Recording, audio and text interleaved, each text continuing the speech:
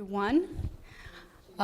Teachers, students, Mr. Ambassador, we are pleased and honored to have you for the third time at our international annual conference organized by Moldovan English Teachers Association.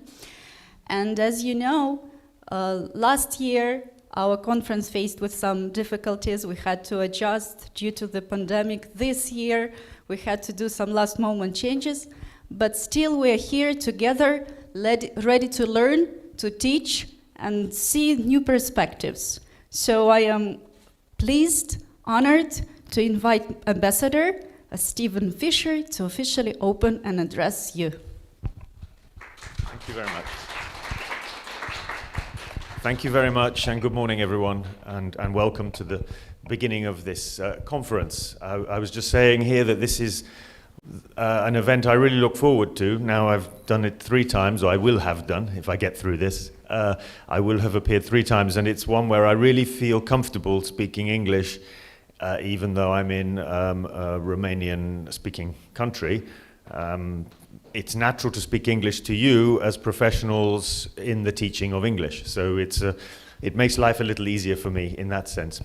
But I want to really say 3 things this morning in launching this conference. Firstly, congratulations to the organizers of the event. Just looking through the program, it really brings together a huge amount of international expertise, real professional development opportunity for you all, I think, as English teachers. And when we saw the level of ambition, again, another very ambitious conference with participation from various countries. I saw Georgia, Poland, Argentina, I think. There's an English teacher from Russia. Again, we were impressed, and so impressed that we decided to finance the event this year, and that's something we're very pleased to do. That was the first thing I wanted to say, just to underline the quality of the event that you're taking part in. Secondly, I wanted to say something about English as a language and English as a means of communication. Any language is more than just a set of words, a vocabulary, a set of grammatical rules, idioms, and so forth. All of that is there, of course, but any language, not just English, is also a gateway into a culture, or in the case of English, several cultures, because there are many countries in the world where English is the first language, or the mother tongue.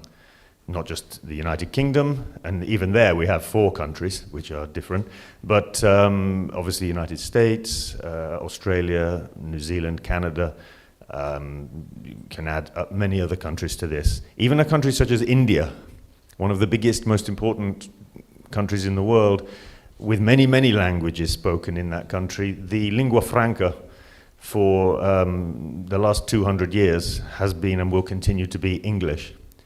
So my point is pointing out an obvious fact that English is a really important language in the world, which you know, but also that by learning English and by teaching English to your students, you give them the opportunity to extend their mind and extend their understanding into those different cultures. I would go so far as to say that at the highest level, you can't really master a language or learn a language to a very high level without understanding the culture of the country where that language is spoken.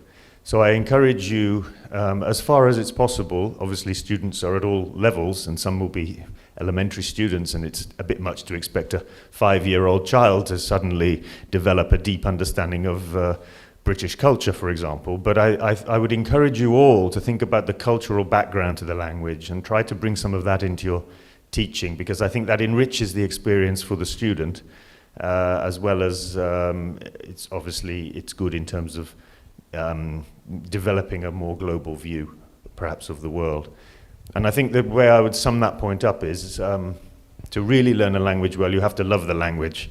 And loving the language, if it's just the mechanical rules of the language and long lists of vocabulary that you have to learn, it's difficult to fall in love with that. You just have to do it, but it has its own charm, I know. But you can fall in love with the culture that lies behind a language, in my opinion. So love the language, impart that love of the language and the culture onto your students. And I think you'll be doing a great service to them. The last thing I wanted to say really is with reference to the current events in the region, and of course we all, I can't say we share the pain of our Ukrainian neighbors here, but we sympathize and empathize with the plight of Ukraine at the moment. And many of you, I'm sure, are doing your part, probably all of you in different ways, and many of you perhaps in your homes have hosted Ukrainians who are fleeing from the war. And I am, by surprise, last night I got a call from our embassy in Kiev, which is now in Lviv, saying, could we find a hotel for a member of staff who is fleeing from Kiev? And I said, no, it's out of the question. We can't possibly find a hotel. She'll come and stay in my house. And I know that thousands of Moldovans are doing the same, and it's a tribute to Moldova that that's happening. That's a digression, but back to the point of what's that got to do with English teaching? What's that got to do with the English language? As some of you know, because we've discussed this in different times, I had the good fortune to be born in Stratford-upon-Avon, which is a small English town where another English person was born many years before, and much, much more famous than I will ever hope to be, William Shakespeare. He was our national poet and playwright.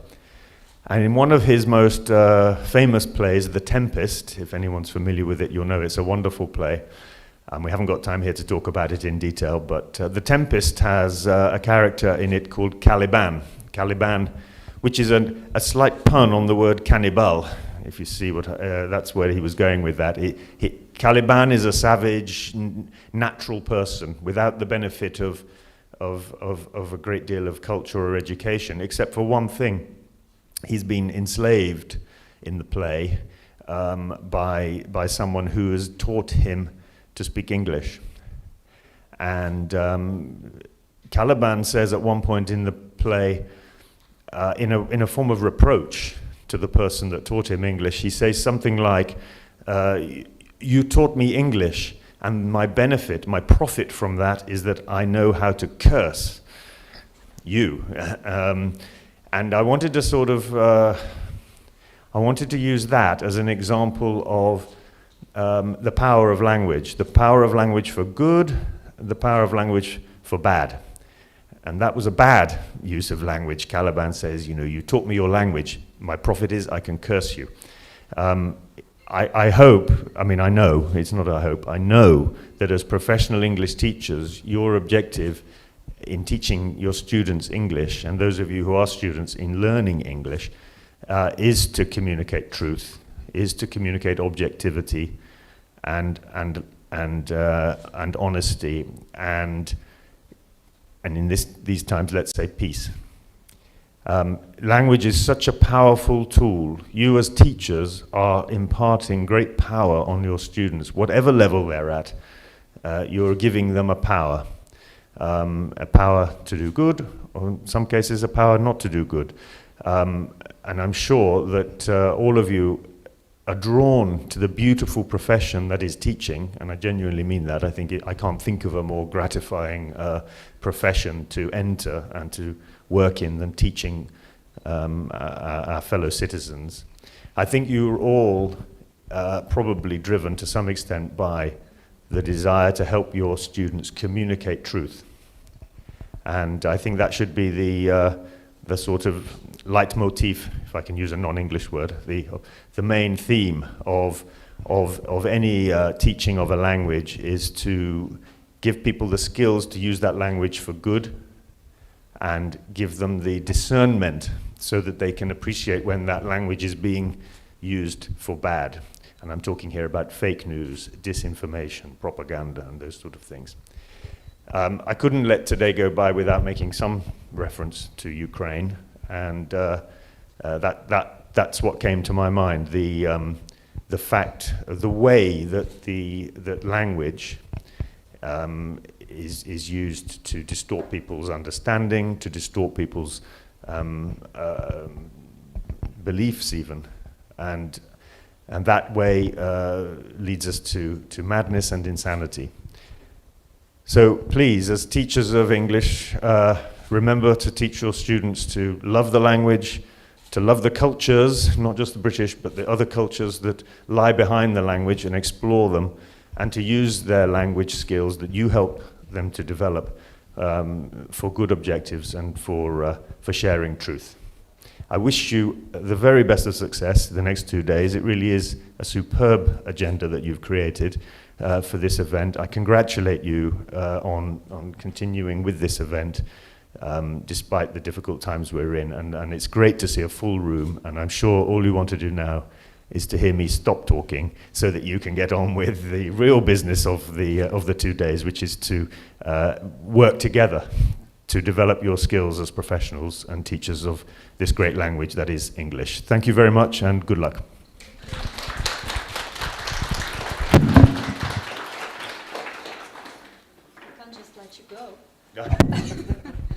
So we have been collaborating successfully with the British Embassy, and we are absolutely grateful for that you encourage us, that you support the teachers, the students, that with your help and with the initiative of the teachers present here in this room and also connected online, we give this flavor of English culture and literature. And you also were involved in some projects online, reading stories to children, to students during the pandemic. So we want to show our appreciation and give you the certificate of recognition. Thank you very much. Thank you. Thank you very much. Thank you. It's beautiful. Thank you very much. And happy Martishor. And happy Martishor. Oh, mine's full on. No, it's here. Oh, it's here. It's here. Yes. It's a new fashion. Have a lovely, have a good one. Thank you.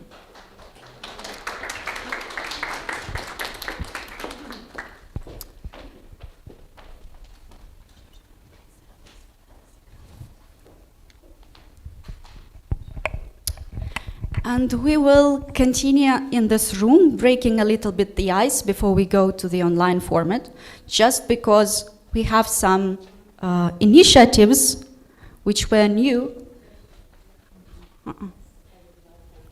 And the first one is this hybrid format. Some of you are present in this room, and a part of the teachers is connected online. So that's the first thing. The second new thing this year is that teachers and students participate in the conference together.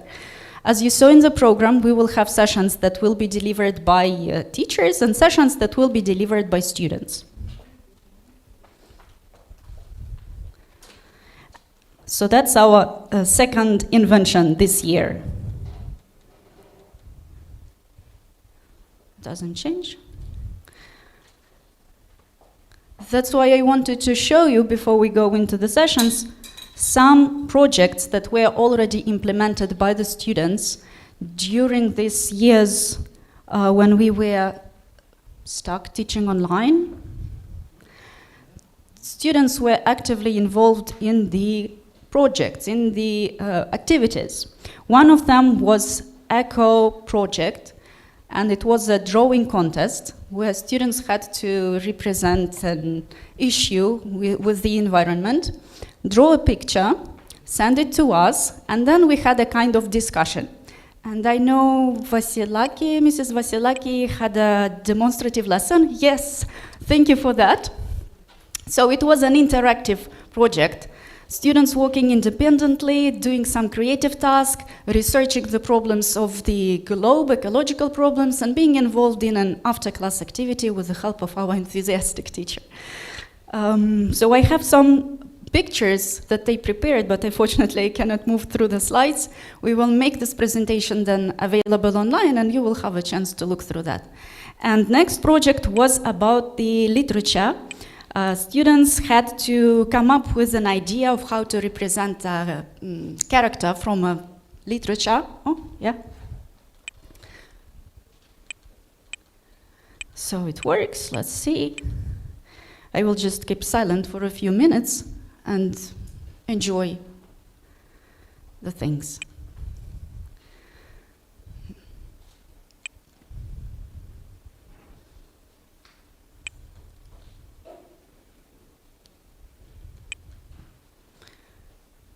And we had the international group of jurors, and the students had a chance to interact with their peers and teachers from other countries and present their pictures. No age restrictions. So just show your talent and raise awareness of the global problems. And then the photo contest, based on literary characters, they had to invent a costume, and you probably can guess which book and which character is that.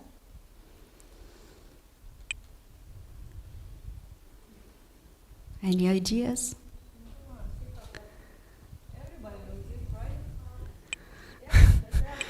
Yes, Alice in Wonderland, and see how creative the students can be. They also submitted and commented on their work. Now let's get to know one another better, as we have been disconnected so long from face-to-face communication, and let's break the ice. I have come up with some tasks for you, so you will have to be active and meet the people in this group to make the rest of the day more productive and more friendly. So, as you probably know, officially Meta was established in 2013. Can you show and tell something that was also created or made in 2013? Maybe an object, a person who was born in 2013. Find it. Time starts now.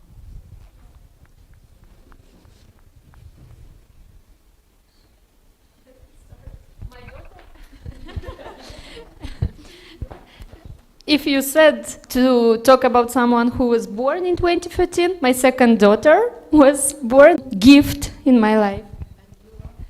I am from Budezht High School, from Budezht. Okay, so we have the first winner, and your name is? Valentina. Valentina, welcome. Thank you for breaking the ice. Let's go to the second task. Meta unites teachers from all around Moldova as well as abroad. In 1 minute, can you meet 2 colleagues from different regions of Moldova and 1 teacher who is not from Moldova? You can stand up and walk and socialize a bit.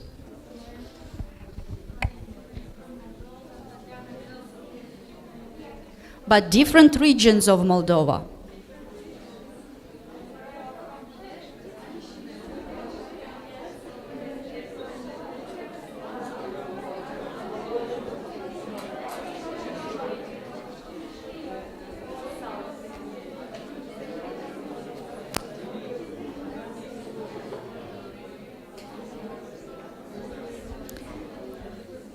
Any new faces? A lot of new faces. Okay, whom have you met? I've met my colleagues from Chisinau, so here they are. I'm also from Chisinau. But it's not the task. Right. Anyone outside of Chisinau? Can you raise your hands? There is someone from Seoul, from Chimishlia there. Wave your hand. Where is Chimishlia? Yeah, hello. Good. Welcome. What's your name? Tatiana. So we know Valentina from Budezht around, and we know Tatiana from Chimishlia. Support them, please, during the conference. Welcome. Next task. As we are here from different parts and different schools, can you find or show something that represents your institution? Oh, I see students there. So my name is Tatiana, I'm from College of Ecology, and I represent my institution today. Myself. No, we do not, but I'm representing the institution. Okay, welcome. And I saw some students waving the ties. So hello, I'm from Lyceum Aristotle, and our symbol is the blue tie. And it's a private lyceum, right? Good. Welcome. And I guess the last one, the conference this year is held in March. how many teachers who were born in March can you find, or students, in 1 minute?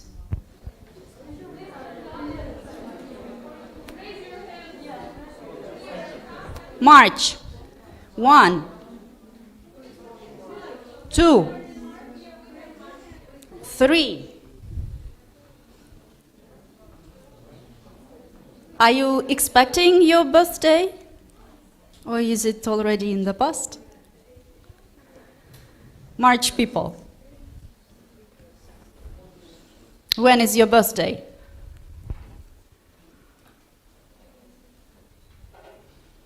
Mm-hmm.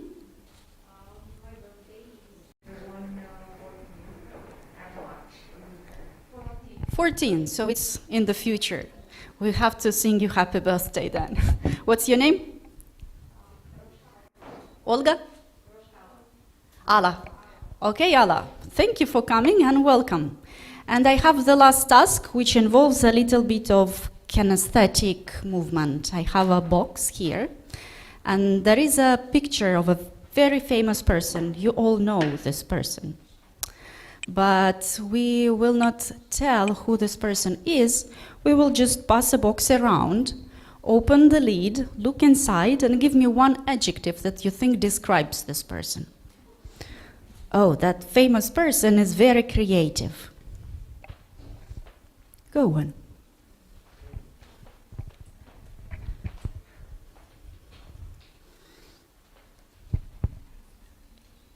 And I think this famous person, besides it's very creative, or he or she, it's also enthusiastic.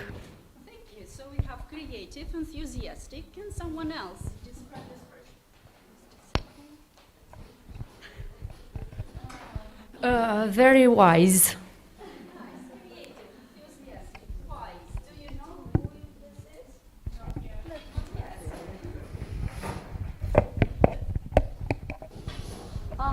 Okay.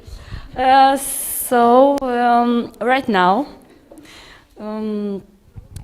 just because I just started my career in teaching. You don't know this this person is a little bit. Oh my God! I gave the hint. Enthusiastic. A little bit puzzled, but confident. Confident by puzzle. Excellent. Let's pass to this row. Thank you. How would you describe this famous person?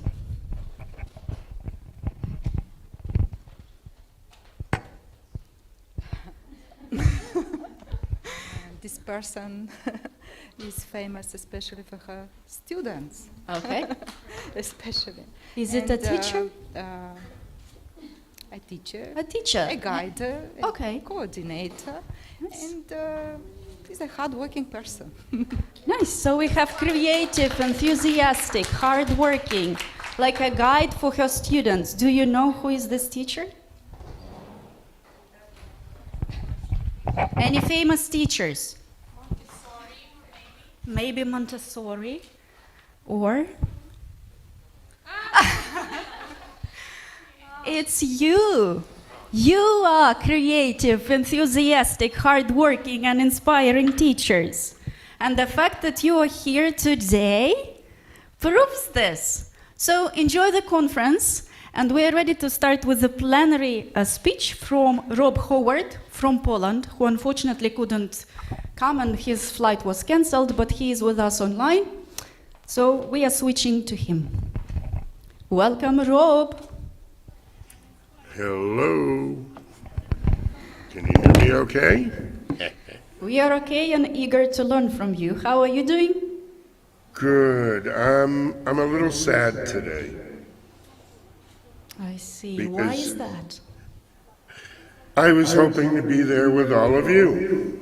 I've been looking forward to it for a while, and unfortunately, things happened in the world, and here we are online again. So we wish you success, and now we go over to you. Great. Well, thanks so much, and welcome everybody. First of all, I'd like to say I'm very honored to be following up Ambassador Fisher, and very eloquent speech. And also, I hope that you can understand me because my English isn't very good. I'm American. So, with that being said, let me share my screen. And we'll get started. Call everything up. All right, great. So, for those of you who haven't seen me before and aren't familiar with me, I'm Rob Howard. I'm an American. I spent years teaching in Brazil. Now I'm teaching in Poland for the past, I believe, 5 years. And I teach online all over the world. I have a few businesses, and currently I am joint coordinator of the IATEFL Business English SIG. And what I'd like to talk to you about today is upskill or stand still. Now, it's a plenary talk. This is kind of a really amateurish picture to really start off with, but I'm using it to make a point because we as teachers need to upskill or we're going to remain the same way we are today. And what do I mean by upskilling? Now, upskilling is providing advanced skills through additional education and training. And first of all, I have to congratulate everybody who's listening to me now because you're doing it. Congratulations. Keep it up. But how many other teachers are there around the world? And where are they? So, upskilling also means you acquiring more advanced skills on your own, which hopefully you'll do in the next 2 days here with some of the great lineup we have. Now, this is a little bit different from reskilling. Reskilling is when your employer gives you the specific training. So we're going to talk about upskilling, and this is what you can do on your own. Now, some different ideas.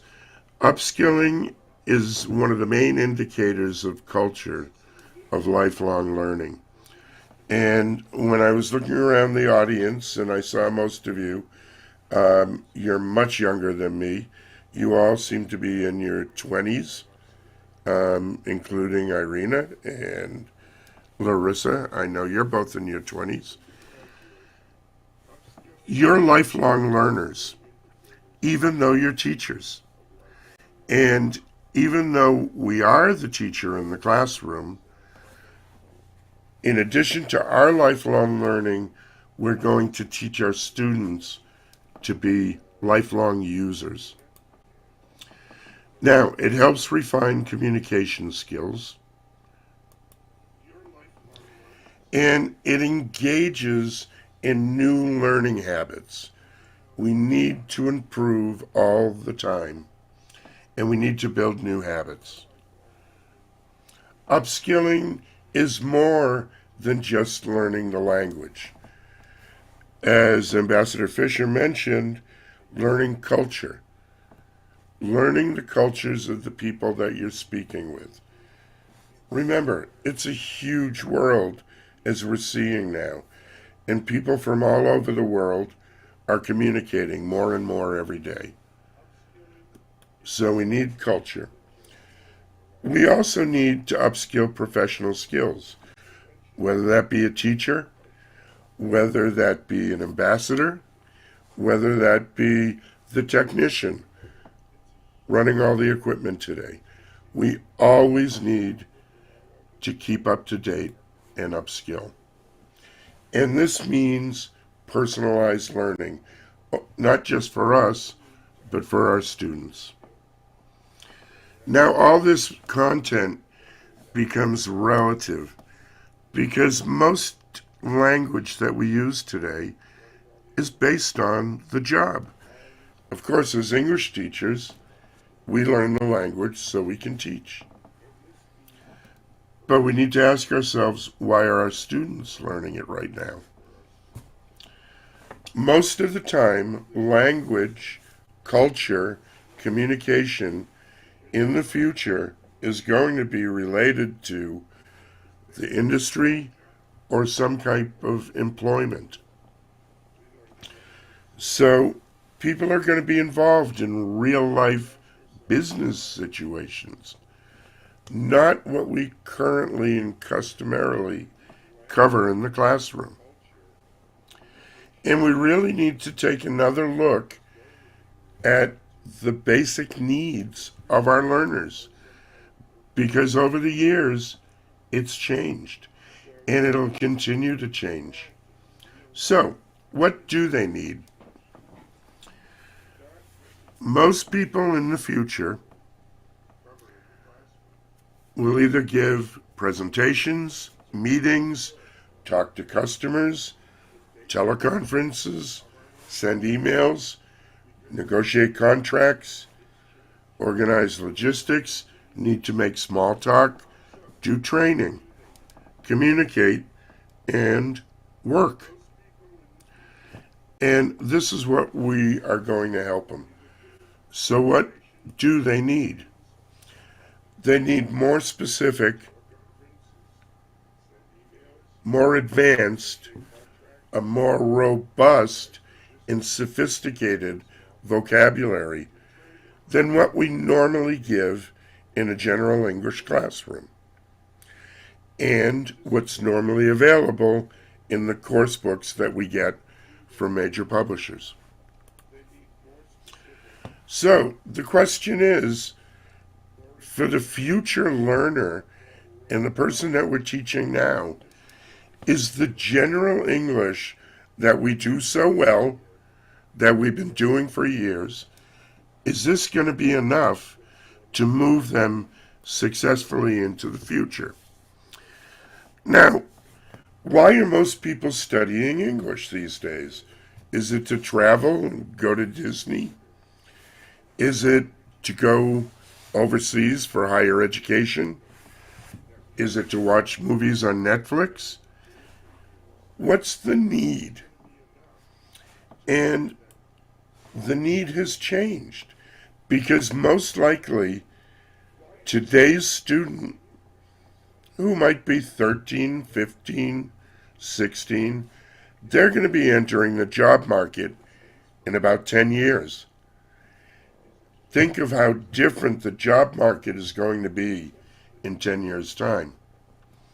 Most likely, the English that they're learning today is the basis of what they're going to need for their career. And the question is, are students prepared now with the materials that we use, with the course books that we use, with the syllabus that we use? Are they prepared to enter the workforce and be successful at communication?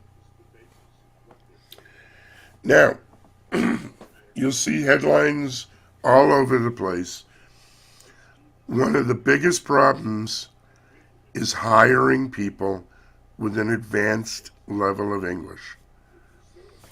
I saw years ago, even in the States, when some sort of English proficiency level started to become required, because I was living in Florida with a very, very high number of Spanish-speaking people. So as a result, the English level was lower than was needed. Excuse me. Now, I look at job advertisements all over the world just to keep in touch with what's going on, and almost every professional job you see today requires a high level of English. Now, 87% of global business communication is done in English today. 87%. Now, I'm not talking about the small local business that may just be dealing with Moldovan customers. I'm talking about global businesses. And there's many more than you think there are. If you actually look at the internet, 57% of the internet now is in English. So even if you're trying to find any information on the web, you need it. So students today need many new communication skills. And the real question is, are we prepared to give them what they need? The answer is no, unfortunately. So, what is your future as a teacher? I'm assuming that the majority of you here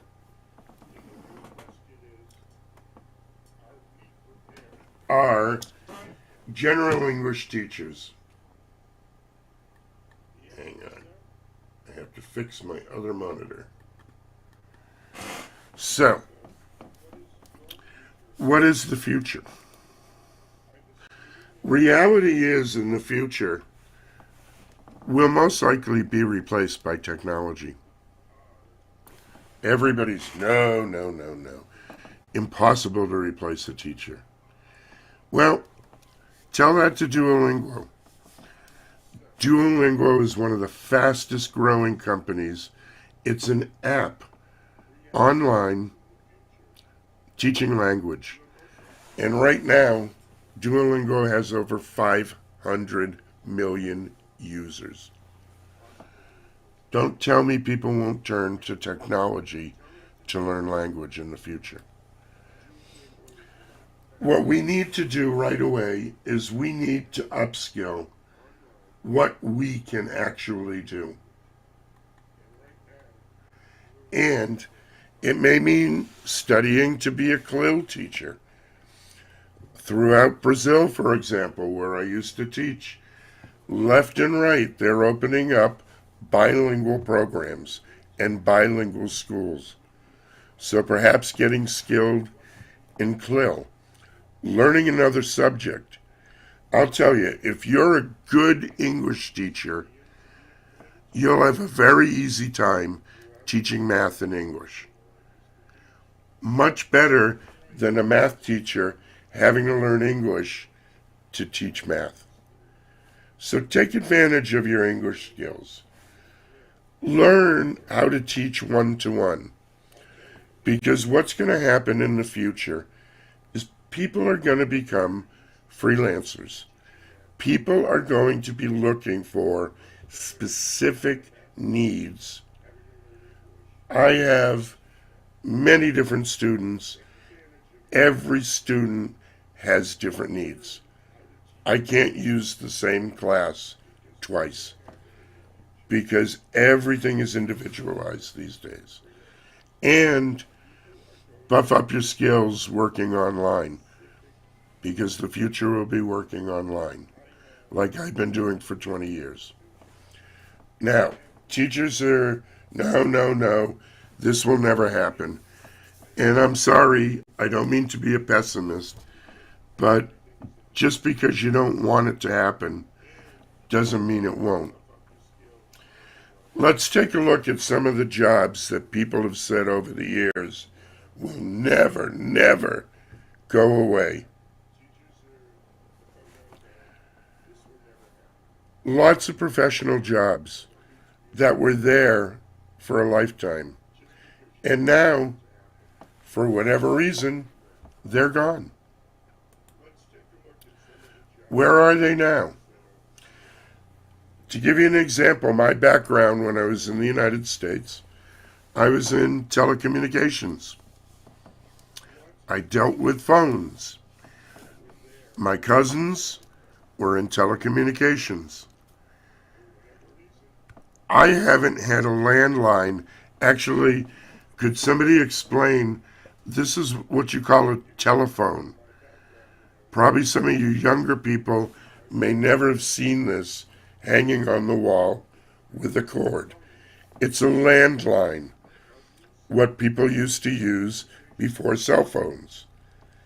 And we had operators who would physically connect our calls. Now, I haven't had a landline in 25 years. Telecommunications changed.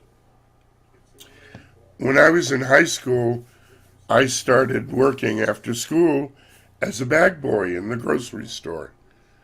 It was a typical job we would get after school, make some money. Then moving up to a cashier. We all remember going to the grocery store and having cashiers. This will never go away. They need the personalized service. I'll tell you, I go into the supermarket now, and the cashiers are disappearing. They're being replaced by self-service machines, which makes me the cashier again and makes me the bag boy again. Supermarket saves a lot of money, and I don't get paid. Where's service? Think of it. In the old days, the doctor used to come to your house. Now, for surgery, you go to the hospital. And now, in many cases, and in the future, surgery is being done by robots.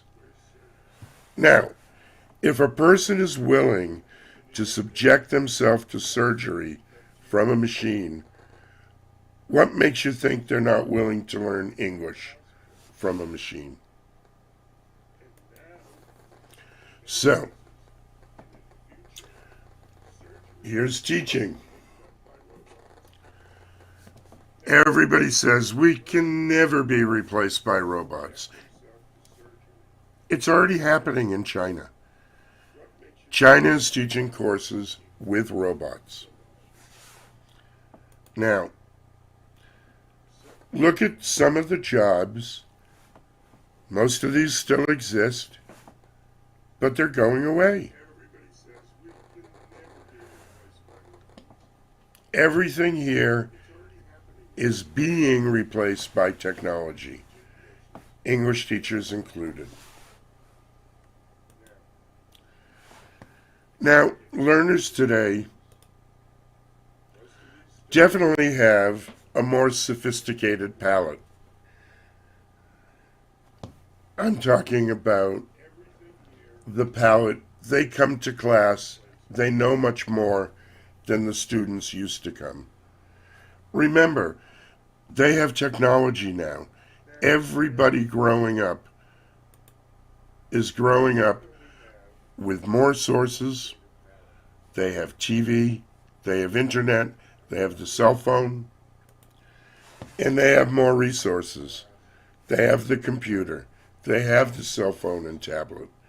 So they have access to more information, which is giving them a higher level of English and from an earlier start. The old days of the language lab and learning language this way is going away. Now, I consider myself a pretty good teacher.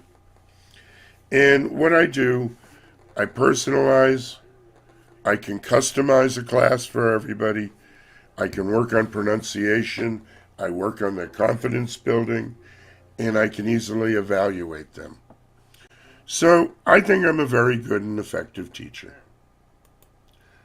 One problem, I can only teach one student at a time. One at a time. Because I work online. But when we start getting into programs and we get into artificial intelligence, and as we get better with machine language, one machine can teach thousands at a time. Now, it's going to come down to scalability, and anybody with any business background will tell you it comes down to what we call economy of scale. And it means when I can deliver English classes to more people for less money, for much easier, it's going to go that way. Now, I'm not saying it's right, but look what we're doing already. We have asynchronous classes. We have pre-recorded classes. We have post-recorded classes. We have automation. We have Moodle. We have LMS.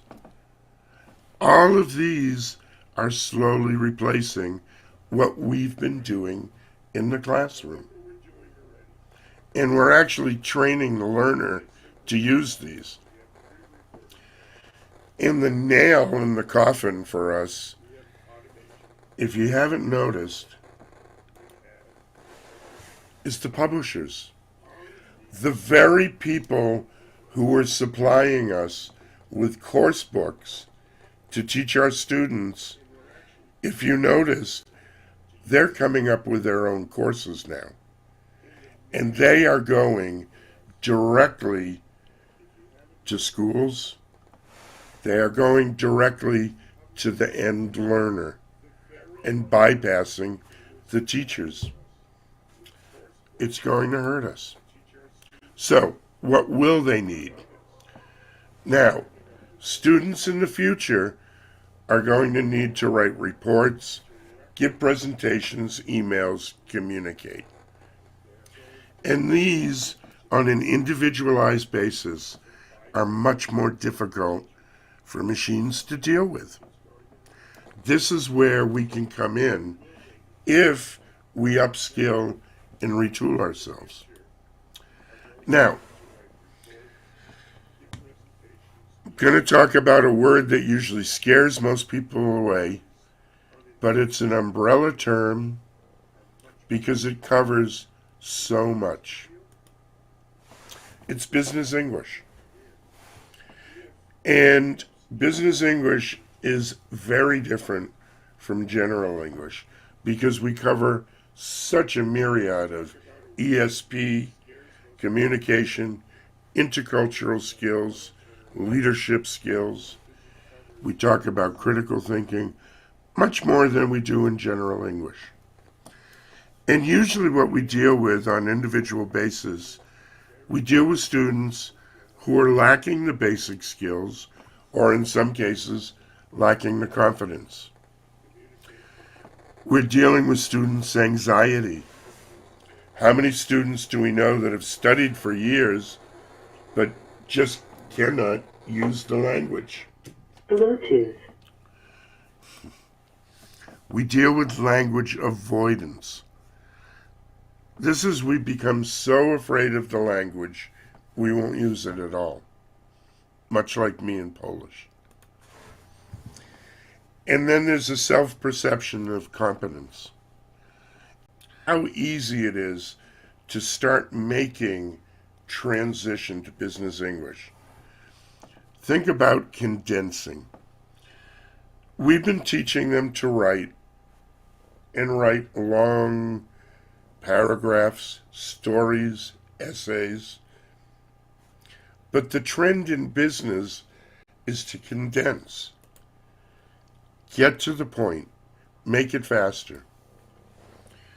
Make it smaller. Because we don't have the time anymore. For example, let me give you this. Normally, if I was there, I'd have somebody read it. I'll do it. I hope this email finds you well. Take a read for a second, and you'll notice 70 words. I hope it's big enough on your screen. 70 words to basically ask Mary to write up a report about a coworker. And this explains everything that she needs to know. But it needs to be more condensed. We need to get to the point faster. So what we can do is work with our students to take all the facts and condense these facts into smaller emails. Here we've cut down from 70 to 28 words. I'm still getting everything that I was asking for, and I'm still giving most of the information.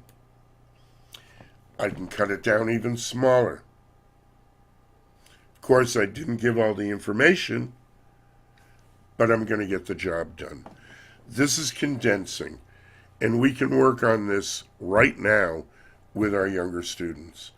And everything that I'm talking about, getting these new skills, we can be using these now with younger students and start getting them more prepared for their future.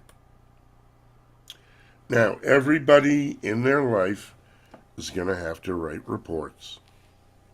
So let's help them with it. This is probably the quickest and easiest thing we can work with. I recommend start working with your classes now. You'll improve their writing. You'll make them think more about their writing. You'll teach them a little bit more about register and voice. And they'll thank you. So, moving on. In a perfect world, business is done. Me sitting there with you, face to face. We can shake hands.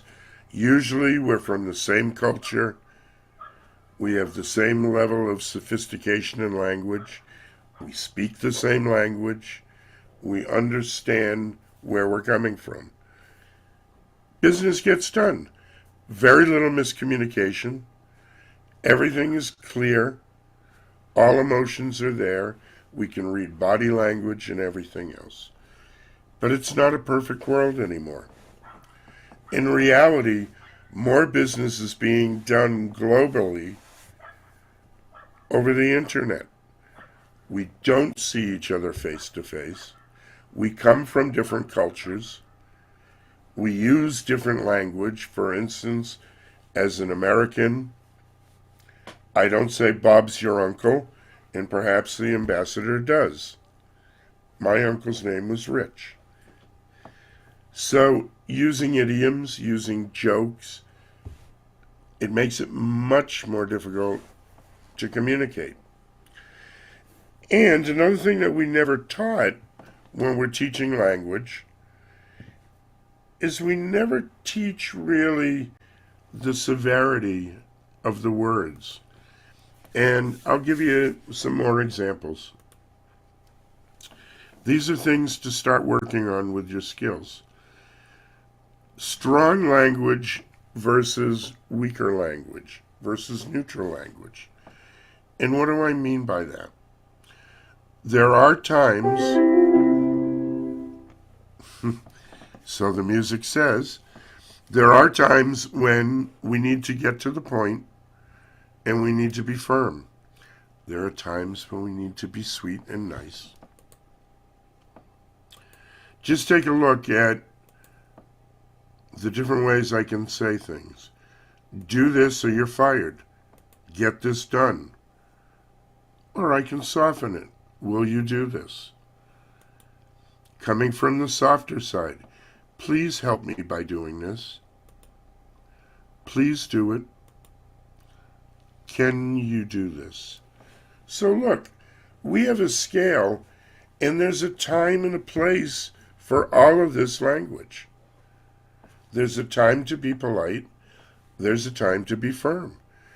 And here's 6 different ways to basically ask for the same outcome. Do we actually teach the difference between this? Because language, it always depends on the message you're trying to send. Now, there is a scale to language, and this is something we usually don't discuss in a general English class. The difference between polite, neutral, or impolite language. Students need to know this because they're going to use it in the future.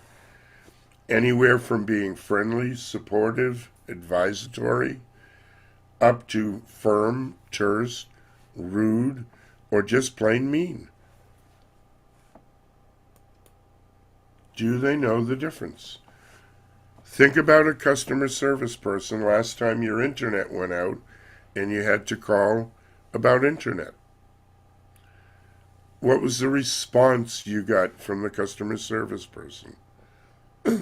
We don't do that. It's not our policy. Let me see what I can do. Empathetic.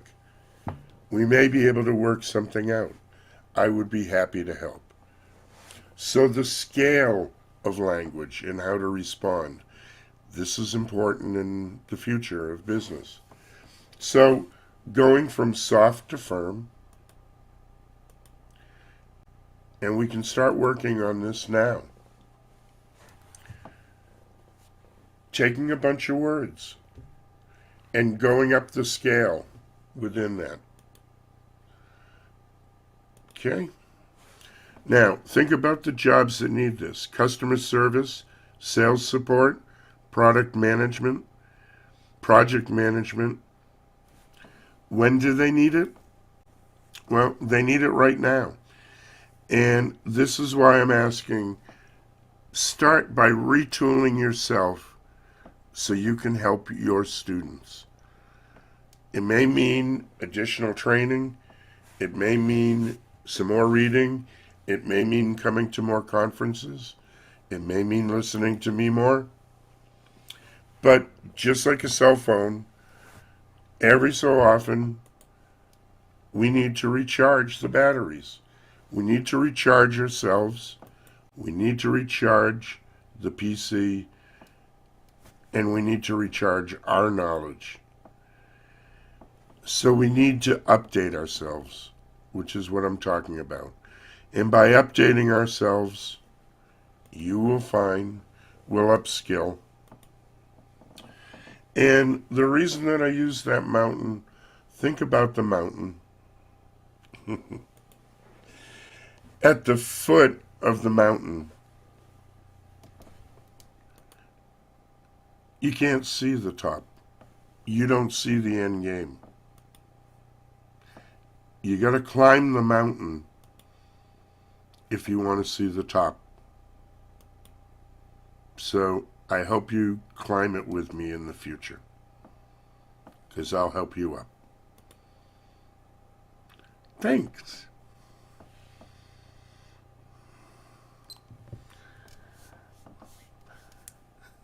So I went a little fast to keep you on track.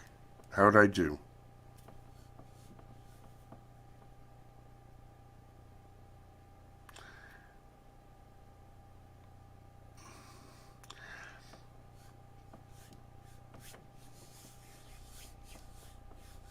So, let's see. Who's here to talk to me? If you want to get in touch, this is my landing page. Everything I do, my emails, all the projects, everything's available here. So it's one-stop shopping. And I'll stop sharing. And let me see your smiling faces. Turn on your cameras. Don't be shy. You know, that's why I wanted to come there, so I could see you all face to face.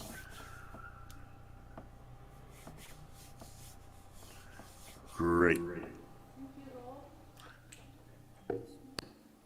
So, Thank you, Rob. thank you. Very beautiful pictures. We really enjoyed your presentation.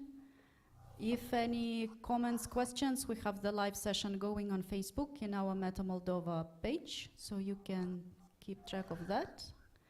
And we will keep posting the questions as they come. Thank you. Thank you.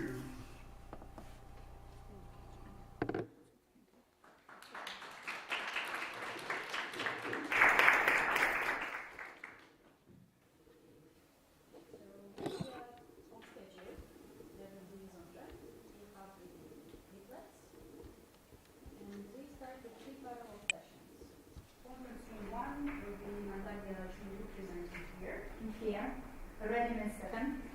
We have parallel sessions in Zoom, students' presentation on site in the second room. If you want to see what the students have prepared, then switch to the rooms. And we have online 3 speakers, one after another.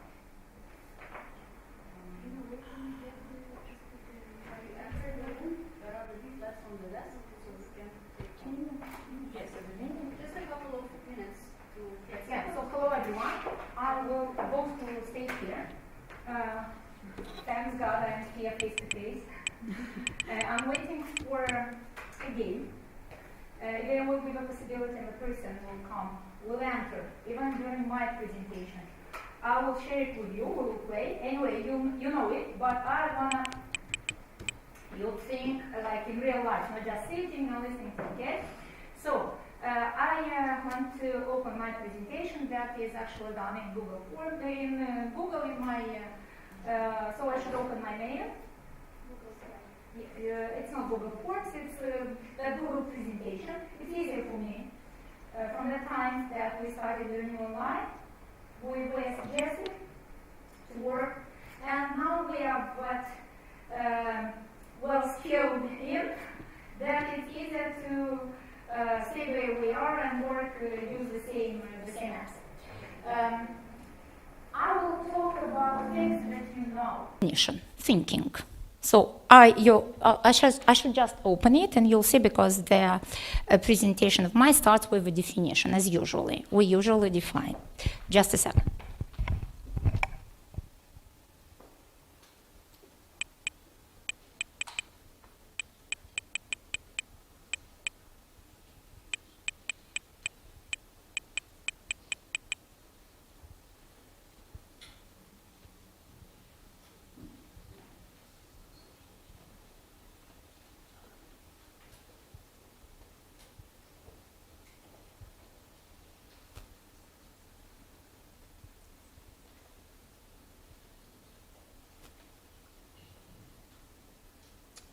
What's up?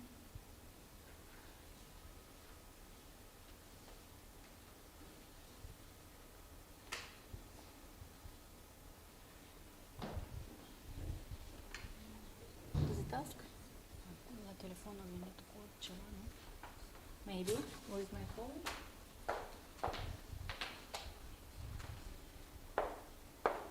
Сверните аккаунт. Откройте приложение Gmail на устройство iPhone Наталья. Да, это я. Выберите код 87 на телефон.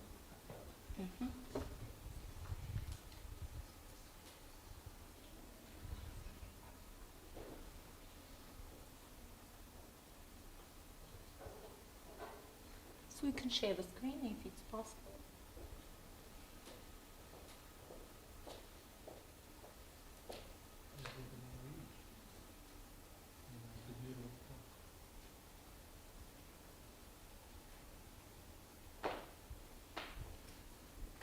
This is mine, yes? This is yours.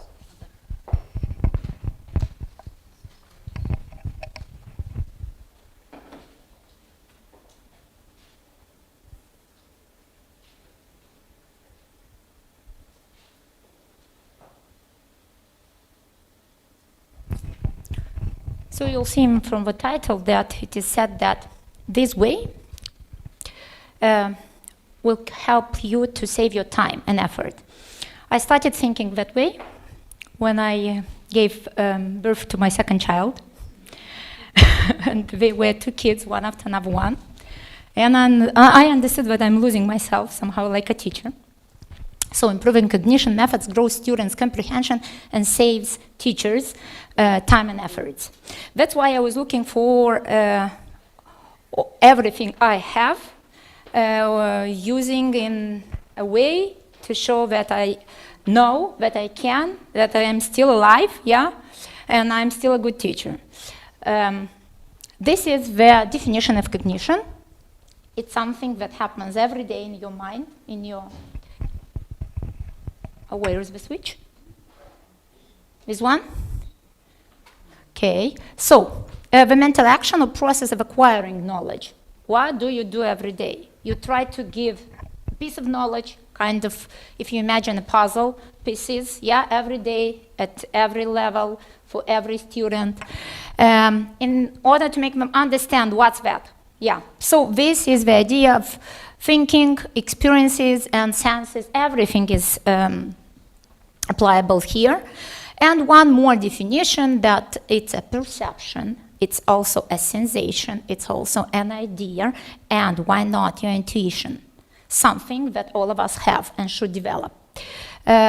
So we have plural cognitions, and I left it here to show you that different ways of thinking can be named different types of cognition. So I was thinking to kind of, you know, when you see difficult definitions, many times you say, hey, it's something too strong, we don't use in daily life, so it's something that I don't need. Here I took just the synonyms of it, and I want to show you that you do use them every day. What I like mostly is intelligence, because every time when I see a test on intelligence, I try to check myself. I like reasoning, because every time when I ask a student, why, gerund, why infinitive, he should give me a reason. Thinking, I think no doubt that this is the main one here. Enlightenment, so something that I usually, as a word, use even in my spelling, so I usually ask them how to spell it. Comprehension is something you ask from students. Perception, understanding, learning, apprehension, awareness, everything. You can turn it the way you like. You decide. The idea is that you do it. Don't deny it. And you will do it for years if you are here and if you are teachers. The next task of mine was to show you what is the result, what is the fruit of it. So what do I have? I have knowledge. Do you agree? I improve memory. Every time when I'm writing some words on the board, I improve their memory. Judgment. I try to teach them how to choose the best way to, I don't know, speak, write, grammar, no matter. Evaluation, as every teacher, I should give some marks, and nowadays they are given just based on the kind of assessment. Reasoning, again, reasoning is the cause, and reasoning is the fruit, is the final product. Problem solving, decision making. My previous presentations were based on critical thinking. I was asked how to measure it. You can't, but you can build it continuously. Comprehension, and what we are looking for is the product of language. So everything that your students know is nothing else than your product built together in a team, you and your students, and this is their language, the product of language. So every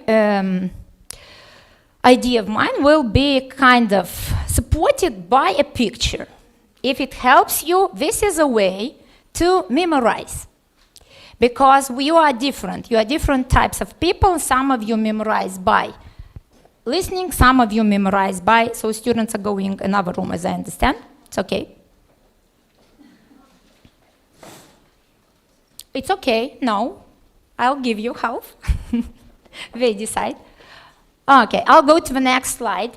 Unfortunately, we do not have here that game, but I told you, it's puzzle. What do we do? Tell me, please, when we arrange a puzzle, what do? We firstly play. It's an action, it's an adventure for them. They don't understand that actually it's working on. I motivate them because it's a game. Kids like games. I integrate all of them, those who know, those who don't know, those who prepared, those who are not prepared. I engage them to find their own way of working, like you can see they are building their own idea. For example, how do you build a puzzle? I'm sure that you have puzzles, maybe not so many, maybe not so difficult, because you know they are also kind of different levels. How do you build? Do you take the,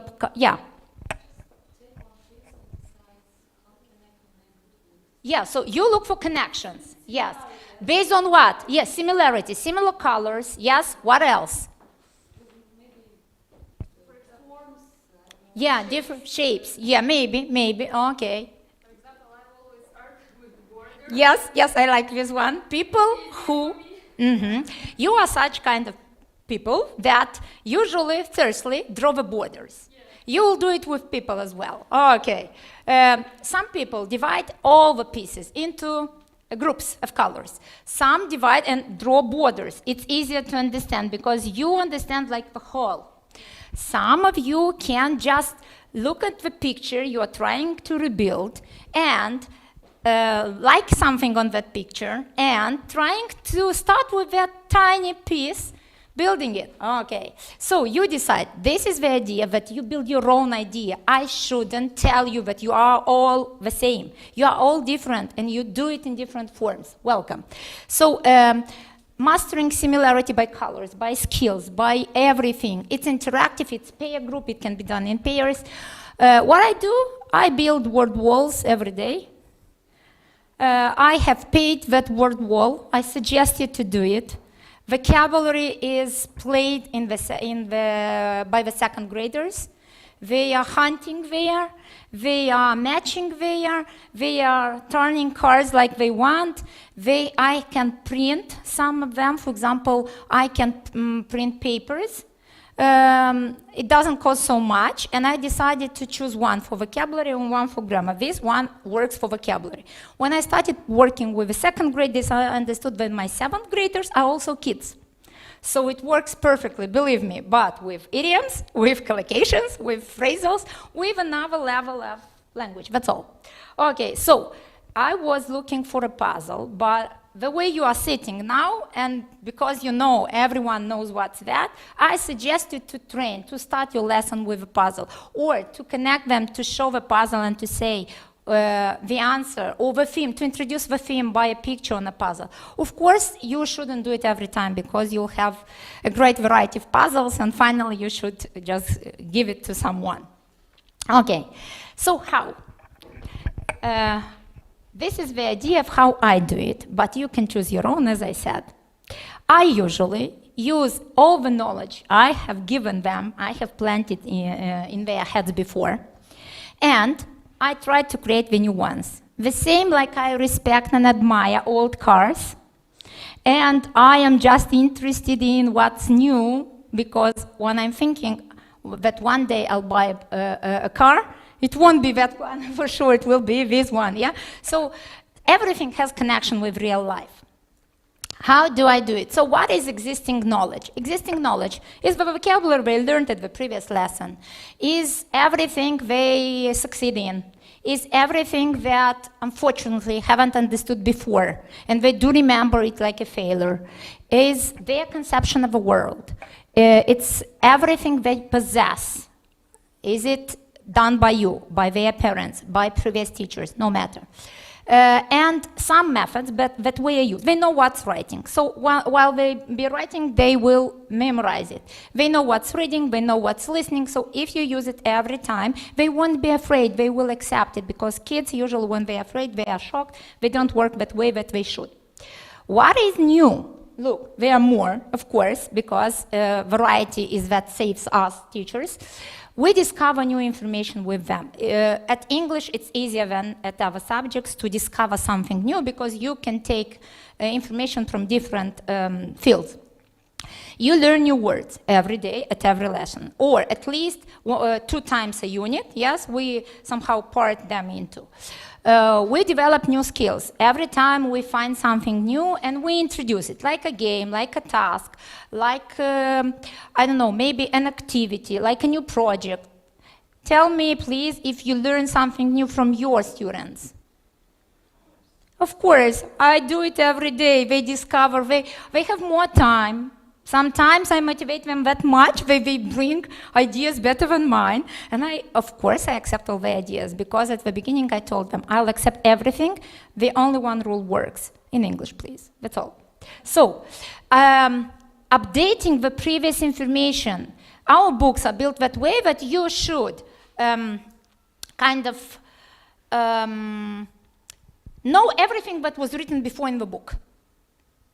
For example, here's vocabulary, then grammar. You use that vocabulary into that grammar. Then, again, vocabulary. It is supposed that you know all the previous one. Yes? And it's not only about you, it's about all your students, because finally they will see it in the test, in a formative assessment, in their speaking. They should possess them, they should take them. Updating means that before the test or at the end of a unit, you will bring something from the beginning of a unit again. I did it with the same printing more pages than I needed. And last year I learned a theme. And this year I brought them the same page. They were that happy that we know everything. I just updated because I needed another to do the next step. But their happiness opened their minds, and it was easier than ever. Just because I had some papers printed, some copies done before. I can ask them to make their own projects. It works perfectly, just because imagine. They create them as they like. The way they arrange, the way they, even if they take, I just ask them to write the source. What I do the last time, did actually, because we are finishing that project, I asked them to, I talked with the teacher of history, and the presentations of personalities, I asked them to present them for 1 minute, even if the presentation made in Canva was done in Romanian. And I put it like a piece of their mark. It worked, so the majority of them took 10 points from that 30, so there were some more tasks to do, but that is done, is finished, so I should admit that it works. Enlarge previous concepts. It's about a map. If you think, okay, I have done that one, I should do this one, every mind works different way, but someone has an agenda. Someone can have, I don't know, a list. Someone just remembers everything. Someone is sad because his mom has an agenda. You have a kind of mind map of yours. It is not the same, even if I teach the same level. Every time I talk about the same things, but they are all different. The number of people here means that I have about 10 different mind maps. Inventing, creating, I love them doing that. I have, we discussed about appliances, for example, and they told me that I'd like to invent something. Okay, but describe it physically, describe the extra features of it, and it works. Yes, it was crazy. It wasn't that clear, but it was in English. The amount of words was, so the work was done, actually. Self-evaluating. People don't understand that if you don't self-evaluate, you can't be evaluated. So first of all, let them do that activity, lose a lesson for that, and you'll see that they always, before giving you the test, they self-evaluate, they evaluate themselves. Report themselves what they know. Ask them what you have done, and listen to that. Lose that last 2 minutes of every lesson. And it also works. They understand what they have done, because many of them, when they are going and thinking about something else, when they are going out the classroom, they just lose that. They try to, they don't, you know, these puns when you put something on a board. So they don't put them in that order that it should. Okay, let's go to the next one. I wanna show you that everything I'm talking, you know. That's why I'll give you the definition to prove that this is a cognitive process, but I'll give you some examples at every cognitive process to show you that you do it. Maybe, and some of them, by the way, will be repeated, because they are that powerful that they can work for both. The first one is attention. Should your students be attentive when you are talking, presenting with him? Yes. How to make them attentive? So firstly, this is a cognitive process. This is a process of thinking when people focus on a specific thing, on a specific, I don't know, maybe even on a thing from their classroom. Let's try. I think you have played Simon Says. Traffic light is for kids. Freeze, you should move, but you sit very comfortably. 20 items in 30 seconds. Find me, please, 20 items around you now, name them, and you have 30 seconds for that. You can work in groups. Yeah, turn to each other and try to, having lists, having something to write on. What do you have? So what's that? Everything. Start with simple things, yes? Then combine them somehow, yes? So write, maybe you can work in groups. I won't listen to all of you. In pairs if you want. So everything you should be just, you should focus on everything that is around you. Look, I'm in a dress. Yeah, so everything. And it works with all the levels. But you should change just the task, not around you, but in the theme, yeah? From the previous themes, I don't know. Lamps, I don't know. Windows, flowers. Yeah. So 20 items in 30 seconds. Why 20 items in 30 seconds? Because if you change the numbers, it will be very difficult to write, to take notes. But what you need is to have something to ask them later.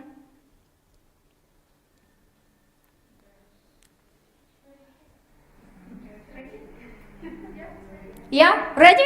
Read them. I will ask just one example because I have many games here. So it's floor, chair, roof, micro, students, home, pen, people, window, wall, screen, ceiling, flower, views, science, camera, plug, lamp, and student. Okay, I have counted 18, but maybe you were talking too fast, so I lost the 1 or 2. It's okay. I'm going to the next one. Have you focused on what I'm saying?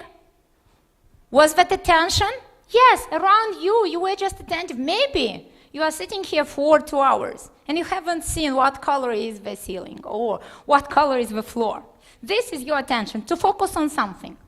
Same and different, synonyms, antonyms. It works, but you should give it drop by drop. Yeah? So we won't try it now. Follow me. Do you do it in a chain? Have you ever done it? Okay. I don't have a paper here, but imagine you have ground. In the ground you have a hole. In the hole you have a tree. The tree is made of branches. On a branch you have a nest. In the nest you have a bird. And on the bird you have feathers. Yeah? So, with little kids, it can be used as a song. And you can look for such songs. There are a lot. With grown-ups, it works like I will tell you a word, you'll repeat mine, and you'll tell me yours. The next person will tell mine, hers, and hers. Then every next person, the one who stops. Many people take notes, and I allow them. Why? Because writing is memorizing. And it works. Yeah, so what do? They open their books. And they try to find that, to have that mind map. The last one that I used, the one that I described you, it was like there was a hole in the ground. The prettiest hole I ever have seen. The hole in the ground and the grass all around. Okay, the next. There was a tree in the hole. There was a hole in the ground, the prettiest tree that I ever have seen. And you repeat all the previous lines there, yeah? Then there was a branch on the tree, the prettiest branch I ever have seen. A branch on a tree in the hole, a hole in the ground, and the grass all around. So there was what? A nest in the tree, yeah? Oh, no. On a branch, a nest on a branch on a tree in a hole, the hole in the ground, and grass all around, yes? Okay. So finally, there was a bird in the nest, the prettiest bird I have ever seen. Okay. The bird in the nest branch, okay, the branch, the tree in a hole, the hole on the ground, and the grass all around. There were some feathers on a bird, the prettiest feathers I ever have seen. Let's do it together. The feathers on a bird, the bird nest, the nest.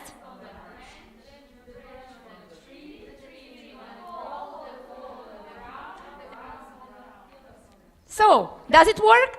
Now you know a poem. Yes, so let's go. What changed? You can show a picture, then take something, or just draw something, then clean the board. I started doing it with grown-ups because if I take the most important words They do remember them. They have seen them in written form. I just take that dust, I clean the things that I consider important, and then ask them to complete. And I have some students that know it and copy. Welcome, you have copied without being asked. This was my task. If I enter the classroom, and I tell them, copy please everything that I have written. They say, again copying, again writing. So I do that. Okay, I will write, don't care. You shouldn't. I will write. Then I'll clean some words. Take care, you don't know which ones. Finally, you should fill them in back from your mind. I'll check your memory. Do you have memory? Yes, of course. We know, we are good at. Yeah, welcome. And next time I'll clean in other words. Many times I clean verbs or parts. It depends on grammar, so you can play even with grammar. Okay, this was only the first one, to focus on something, so to activate your attention. The next one is language development. Again, one more cognitive process, so the process of thinking that involves ability to understand. That is the main one that you need, and later they will be able to express their thoughts. What do we have here? Spelling bee. Do you know what's that? Yeah, so they're international, actually. What do? We take 3 by 3 or 2 by 2 units. We pick up words, we write them on a list, we give them the list, and we organize a contest. It doesn't take a lot, but it works. We know all of them. And they know it by spelling. Some of those who do not know the ABC, without being asked, will go home and revise the ABC. And it works because later, all the dictations, all the grammar, and vocabulary tasks to be filled in with certain words work perfectly. They are completed. All doubles are there where they should be doubled. All endings are added because usually in that list we use nouns. ING forms, skipping that magic key, yeah? Doubled and double in runner, in winner, yeah? So everything that you know. Speed questioning. I learned grammar. I started learning grammar. I started it with like get acquainting activity, but finally I learned past simple, and I organized 10 cards. All of them were past simple questions. What did you eat yesterday? Where did you go last week? Some of them were repeated ones. I have changed just the verbs. I have worked, I have printed, they have answered. Some I showed them the difference between general questions and specific ones. Then I asked them to train. Then I just change them that to circles if you don't know. So the ones who stay, who sit actually, having the questions, and every person has a pair, and they move clockwise till they don't meet again. They even don't realize that they answer to 80, 90, or 100 questions in 20 minutes. And they pronounce it, and they want to be heard, listened, understood. So if you haven't tried it yet, try. Interaction games, kind of general, but there are a lot. That's why I won't stop here. Think, pair, share. Do you know what's that? When you give them a task, they think, then they can go to their classmate, to their friend, share it, then present it together. So it's nothing else than sharing is caring, yeah? So at the beginning of a unit, it works perfectly. At the end, it works not that interesting because everyone knows and everyone wants to speak, and you won't manage. Same and different again, because it also develops language. Giving definitions and examples. I show them my example. While they don't know a word at spelling, they ask me for definition or example. Because some words sound the same but are written differently, and they know that, they are looking for definitions or for an example. And of course, I can tell them, you know, if you don't know the definition and someone doesn't know what's that, how will you explain? Will you show it? You can't show all the things. Or you can't show all the actions. You can't explain the person in your own language. At least write it. Later we'll see. If you need it, you'll know where you'll find it. And every time when I have new vocabulary, I ask them for definitions or examples. It depends. If it's an idiom, of course, it can be an example to understand. If it's a noun, I'll ask a definition.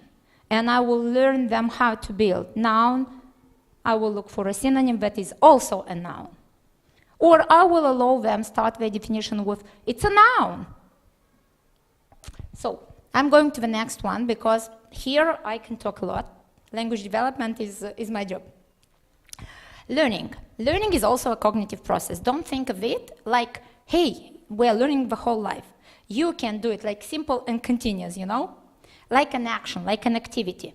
So this is a process that helps you to take the information. It's very difficult to imagine it, but it's a kind of, you are giving it, yes? That means that the second, so your partner, your students are taking it. So this is the way. Usually when you, I used it today. I learned with them verbs followed by infinitive. And they said, gerund has a list. Infinitive has a list. Should I remember them both? And I said, no, you'll just play the word search.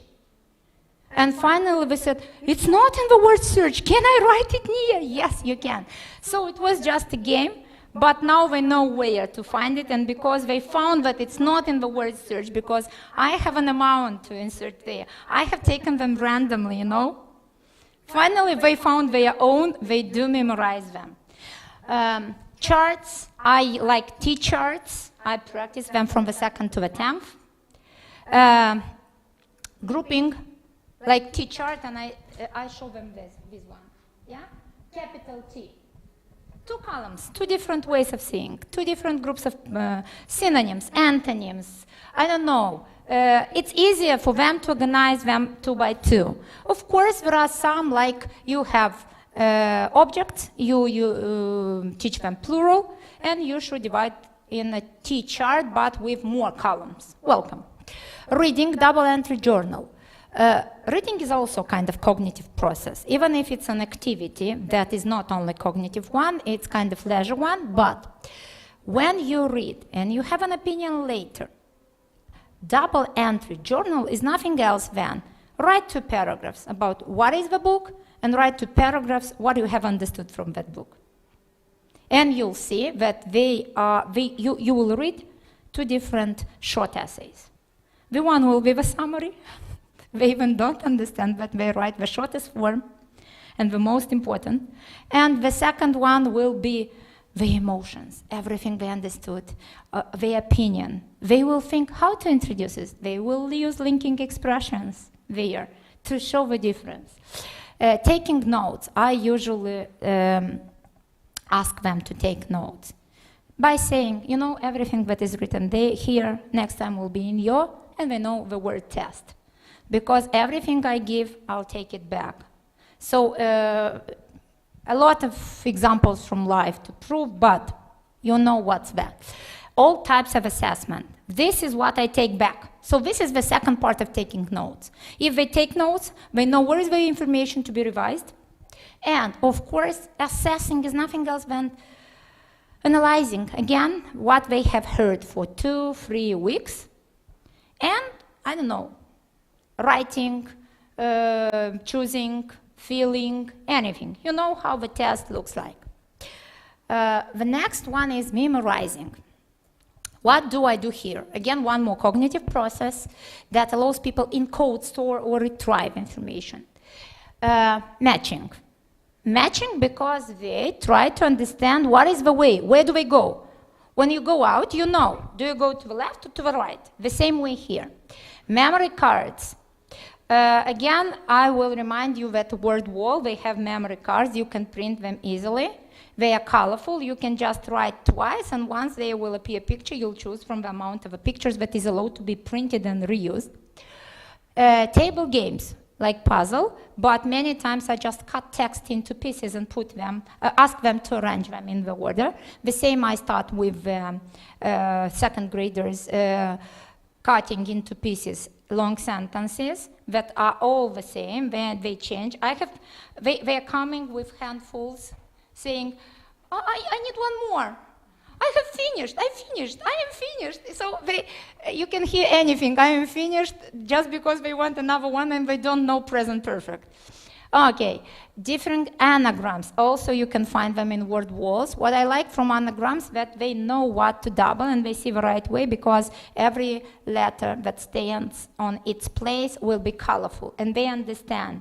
And many times kids in our age, in our, let's say, century, they are thinking that way. They like to see everything with colors, with different kind of, like games, you know?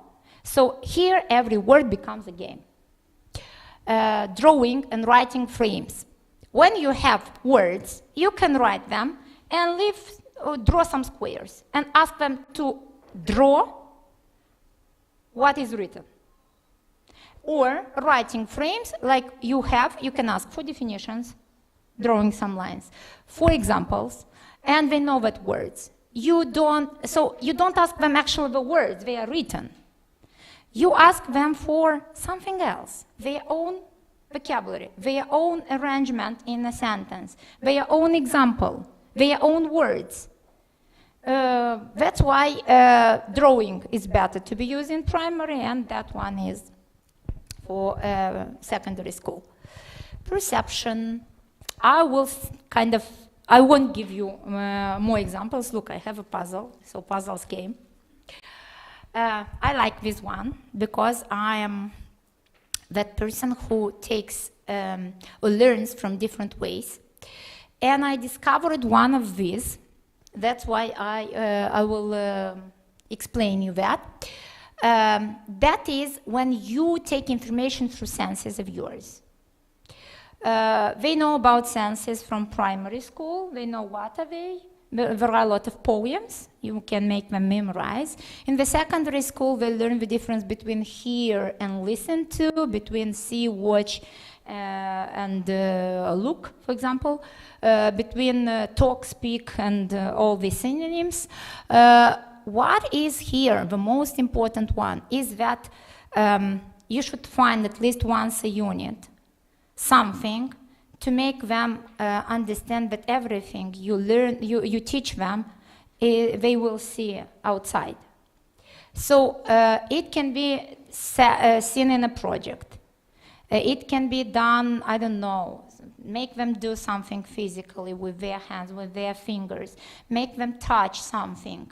It works. They don't remember the theme, but they do remember the experience, and your lessons of English will become something else. They won't stay there for the whole lesson writing, like at mathematics. They will like it.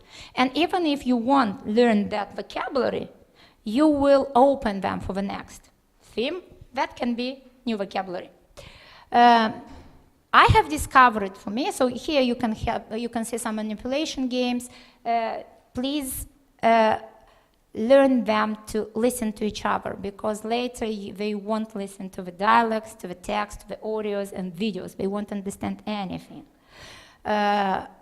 Writing their own, I don't know, recipes, their own emotions about, I don't know, describing what they have seen yesterday, or anything about perception. Try to find one piece of that puzzle and insert it into your unit.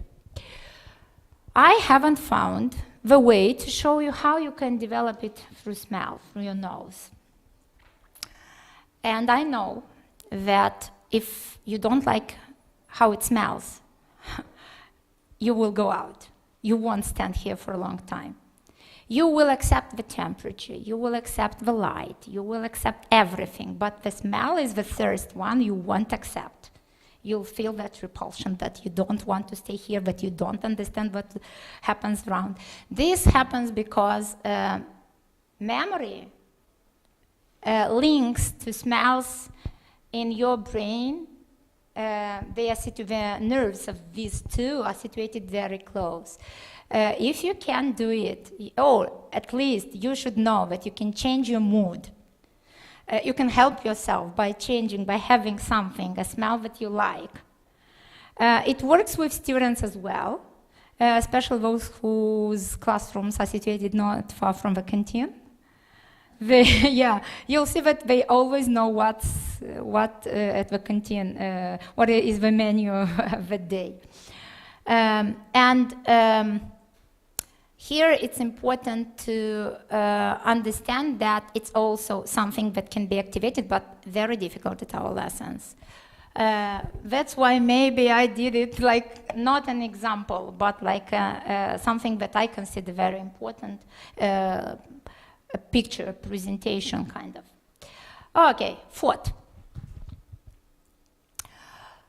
It's one of the most important. Thinking, thoughts of yours, it's also a cognitive process that allow people to finally have a product, to decide, to solve a problem, to understand that you can't solve it, to reason why you did it, even if something that is not acceptable by the partners of your process. So there are a lot of strategy games. You know, all these box games are strategy games. Critical thinking. I think you have heard so much about critical thinking, but I won't stop here. Lateral thinking. Do you know what is lateral thinking? No. Okay, that's why I have given you an example. So, who wants to read? Yeah, welcome. So it's a kind of lateral thinking exercise. Yeah. All this card is lateral thinking game. So the word has 7 letters. Mm-hmm. The second one. It's the same word, but lateral thinking means that they are like on a plate. Everything is, the answer is the only one word. So, preceded God, greater than God, it's the same word. More evil than the devil. Yeah. Powerful people have it. Wealthy people need it. Mm-hmm. You eat it, you will die. Can you find it? This is yeah. Nothing. It's nothing, yes. So, brain teasers, everything like this, but lateral thinking means that they are all explaining the same task, they are going the same way. And out-of-box thinking when you want to ask them something they haven't done before. This is nothing, and you should know when nothing has 7 letters, nothing preceded God, nothing is greater than God. Everything, people, poor people have nothing, wealthy people need nothing, and if you eat nothing, you will die. This was the way to show you one type of thinking that you haven't practiced before. You can think of the keyword of a unit and do the same. Find the definition, find an example, or, I don't know, write on the board a lot of sentences with that word, clean it, and ask them to complete. Believe me, they will remember it for the whole unit. They will know it, they will know how to write it because they will write it many times. The same like nothing here, 7 times like 7 letters. That's what I was trying to explain you, and I think that, as I told you, that everything will be supported by a picture. I invite you to be the next, to stand up, to go out of your comfort zone, and to present your lessons in front of another auditory. So, and I hope that next time I'll see you here and I'll stay there. That's all for today. If it was useful, I will leave the presentation. I will send it, and you can use it anyway. Welcome.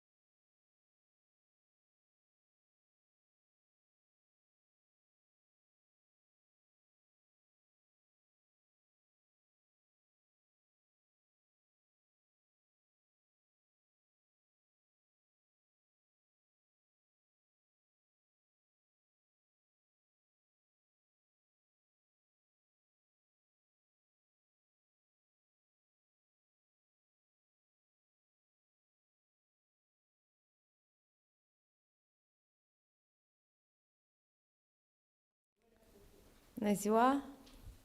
Domeniul meu principal este că sunt mamă și sunt fericită și norocoasă. Domeniul meu de suflet este psihologia, sunt și psiholog. Domeniul meu profesional este că sunt doctor în științe pedagogice. Am un traseu educațional de 20 de ani. Am început activitatea în Liceul Orizont, ce de fiecare dată le mulțumesc mentorilor mei de acolo, pentru că datorită lor am putut să cresc, să ajung și doctor în științe, să ajung și lector universitar, pentru că ei mi-au creat condițiile perfecte pentru a mă dezvolta. Astăzi o să vorbesc, mi-am pregătit despre managementul fenomenului bullying în mediul educațional, dar o să încep cu o istorie, fug de la temă, un pic. Am dormit o oră, aseară am dus o familie din Kiev, am dus-o în România. Nu merg noaptea la volan, nu fac depășiri, am o frică enormă, ieri tot am depășit. Pentru el, se numește Masea. Nu știu cum e numele, așa îi spun părinții. Este un băiețel de 6 ani, clasa 1. Când eram eu mică, poate în vârsta voastră, eu m-am născut în Uniunea Sovietică, școala am făcut-o tot acolo, dar am avut noroc de 2 profesoare, 2 învățătoare, care, pe lângă faptul că ne-au mai vorbit și despre Uniunea Sovietică, foarte mult ne-au dezvoltat o calitate care se numește patriotismul. Și azi mi-am adus aminte despre ele, adică aseară, mai bine spus, la vamă, când am stat 8 ore în mașină și pe lângă masă a venit și fratele lui. Mi-am adus aminte toate jocurile copilăriei mele. Erau în limba rusă, aveam o dificultate enormă de a vorbi. Am deschis Google-ul și ne-am jucat de cuvintele în limba rusă. Împreună. Ei își cunoșteau așa, mai spuneau ei în ucraineană. Vreau să vă uitați în ochii copilului ăsta. Ce vă spune ei? Ce vă spune ei? Ce spune ei? El vine din Kiev. El mi-a spus că cel mai dificil era când cădeau bombele, că nu știa de unde cade. Nu știa la ce să te aștepți. Ce vedeți voi în ochii lui unui copil de 6 ani? Haideți, ce vedeți? Spuneți așa, aleatoriu, ce vă vine prima idee în cap? Fericire că a scăpat, ok. Speranță. Copilul are 6 ani. Frică. Nedumerire. Neliniște. Sunt niște trăiri, da? Pe care le are, credeți că vă că le-a trăit copilul. Și știți, copilul nu arată în ochi nimic. El nu are nicio emoție.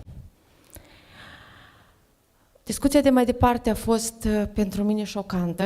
Pur și simplu a trebuit să duc discuția să arăt că eu sunt puternică, dar m-a marcat. De-aia și am decis să vă povestesc. Când eram eu în vârsta voastră, am citit o istorie. Se numea, nu mai știu cum, dar era așa o secvență unde se vorbea despre copiii războiului. Copiii războiului care ochii lor nu spun nimic deja, care respectă fiecare zi și care apreciază ce înseamnă mâncarea. Este un copil dintr-o familie relativ asigurată, cu venituri medii, care își permitea odihnă, care avea apartament în Kiev, avea vilă, mașină, învăța într-o școală cu foarte multe servicii private, deci un copil îndestulat. O să vedeți de ce vă povestesc. L-am servit cu o plăcintă. Știți ce a făcut? Jumătate a mâncat-o, jumătate a pus-o într-un pachet, că eu nu sunt sigur că mâine voi avea ce mânca. 5 zile stând ascunși undeva. Are 6 ani. Toate fermiturile și de pe jos a încercat să le strângă. Eu îi spun, zic, nu le strânge, că eu pentru tine mai am, uite ce pachet mare ți-am cumpărat. Mai departe a fost o lecție pe care de mult n-am trăit-o. Era plăcintă cu vișină, cu măr. Cu măr dă la fratele meu, că mai tare preferă el. Cu vișină pot să o mănânc și eu, că lui nu-i place cu vișină. îi duc lui frate sau eu am să mănânc pe asta cu măr, pe aia cu vișină, du eu lui fratele meu că lui îi plac mai tare cu vișină. Dar pentru mama ai ceva? Copilul 6 ani. I-am spus să nu-și facă griji, să bea apă cât dorește, să mănâncă cât dorește, chiar de se termină, uite am cardul, pot să achit. La un moment îmi spune, tu vorbești atât de frumos, parcă cânti. Limba voastră e foarte frumoasă, îmi aduce aminte de niște cântece. Ok, și am început noi să discutăm. La un moment, vine frate sau din mașina cealaltă, că am stat în vamă, vă spun, între 6 și vreo aproape 7 ore și se plimbau dincolo încoace, copii. Și spune, dar eu știu ce lucrezi tu. Tu faci bine oamenilor. Tu ai să nimerești în rai. De aici a început să-mi apară întrebarea. De unde raiul? Uite, noi suntem copii. Noi ne-am străduit să nu facem nimic rău. Și noi nimerim în rai. Chiar de cade bomba, nu ne-i frică. Noi nimerim în rai. Noi ne-au arătat o imagine, atunci când eram în subterana aia, așa de frumoasă. Nici la un copil nu e frică să nimerească în rai. Și acolo îi vine și familia cu timpul. Ce a fost asta? A fost o lecție de viață. Și mă întreabă, dar tu vreodată ai văzut lutul? Zic, da, la bunica mea în grădină era o loterie. Și eu de mică mergeam acolo și mă jucam. Dacă când se termine războiul, tu o să-mi aduci un pic de lut? La casa mea. Zic, am să-ți aduc. Și el o să fie cafeniu? Da, el o să fie cafeniu. Și o să fie de cel care așa îl frâm? Da. Și zic, îl mesteci cu apă. Dar dacă să fac ceva, să o suci și o strici, ce o să fac eu? Zic, o să facem alta. Discuția a durat, eu am spus că eu sunt o norocoasă, poate undeva, că asta e prima poză, când m-am dus la benzinărie să iau, el a sărit din mașină și m-a cuprins, eu nici la baie nu mă puteam duce. Pentru că el permanent era undeva cu mama, undeva alături. Era în preajma mea. Eu nu puteam să ies, să merg, să-mi iau apă sau... Eu trebuia să stau numai decât în vizorul lui. Și el mi-a dat acea lecție de viață. Acea lecție eu nu cred că să o uit vreodată în viața mea și care numai decât o să o aduc și o să o povestesc de fiecare dată. Și ceea ce vă implor și pe voi să povestiți această istorie. Da, i-am dus în România. Mai departe, nu se știe. El visa pentru vară, visa la țara lui să se întoarcă. Și a mers vorba despre război. Ce este un război? Ce înțelegi tu prin război? Am avut timp să filosofăm. El a dormit jumătate de oră, în rest a stat cu mine de veche tot drumul. Și el îmi spune, atunci când maturii nu știu să-și împartă teritoria, atunci moare multă lume. Nu este o istorie gândită de mine sau adăugat ceva.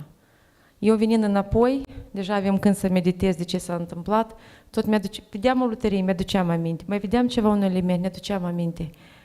Acest copil, care cu ochii lui, el nu mai are speranță. Ca să înțelegeți, și pisica era cu dâns și în mașină. Asta este norocoși ca o mașină. La mine acasă stau 2 copii. Mâine duc la Iași, că pleacă în Spania, amândoi singuri, frate cu soră, unul de 17 și unul de 14 ani. Cu ce am putut, mai mult nu pot decât atât. Mai mult n-am să mă pot să mă duc în România pentru că suferă copilul meu, că trebuie să-l las cu cineva. Dar de ce vă spun acest lucru? Fiecare cuvânt, dacă aveți posibilitate să ajutați pe cineva, indiferent de ce situație este, ajutați. Pentru că fac tangenți cu tema noastră. Bullying-ul naște monștri, naște agresori, dar și naște victime. Eu nu pot să spun despre soarta acestui copil. Ca să înțelegeți, am compus ghicitori. Mi-a făcut ghicitori despre biom. Nici nu știam ce e asta. L-am pus pe el să-mi explici, că eu, să-mi dai mai multe explicații, ca să nu par eu ridicol în fața lui. Mi-a povestit despre celule nu știu de care, ADN-uri, DNK-uri, ADN-uri, că vorbea în rusă și undeva și ucrainean, nu ne înțelegeam, nu înțelegeam. Un copil foarte, foarte, foarte deștept. Soarta lui, pe mama nici n-am întrebat-o. N-am putut. I-am dus în România, i-am cazat și ne-am întors înapoi. De ce bullying-ul? Pentru că bullying-ul este un fenomen care există, a fost, este și va fi oricând. Atâta timp cât nu vom fi raționali și nu ne vom iubi pe noi și pe cel de alături, bullying-ul va fi. Ce este un bullying? Este o acțiune sau o serie de acțiuni fizice, verbale, relaționare sau cibernetice, într-un context social dificil de evitat, săvârșite cu intenție, care implică un dezechilibru de putere. Au drept consecințe atingerea demnității ori crearea unei atmosfere de intimidare, ostile, degradante, umilitoare sau ofensatoare, îndreptate împotriva unei persoane sau unui grup de persoane și vizează aspecte de discriminare și excludere socială.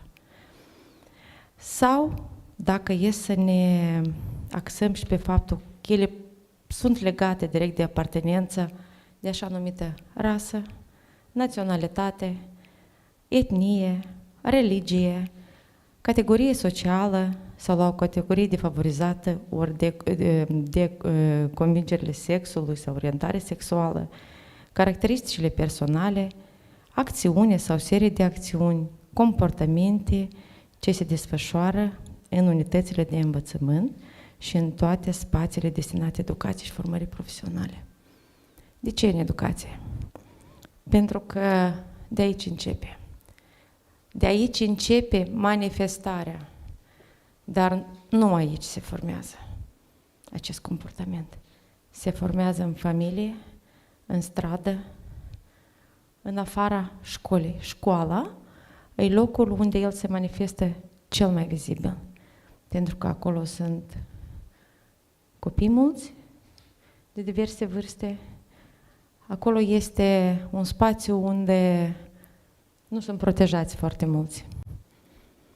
Toți odată și odată ne-am întâlnit cu un bullying mai sever sau mai puțin sever. De exemplu, eu în școală am început să port ochelari prin clasa a 5-a. Vreo 3-4 ani am fost numită acicarec, nu mai țin minte acum. Noroc că am făcut psihologie și deja nu mă mai deranjează. Erau colegi care erau din familii un pic mai modeste. Erau numite păduchioasă, răioasă, murdare sau vechitură, le spunea că aveau haine un pic mai vechi. Ani de zile.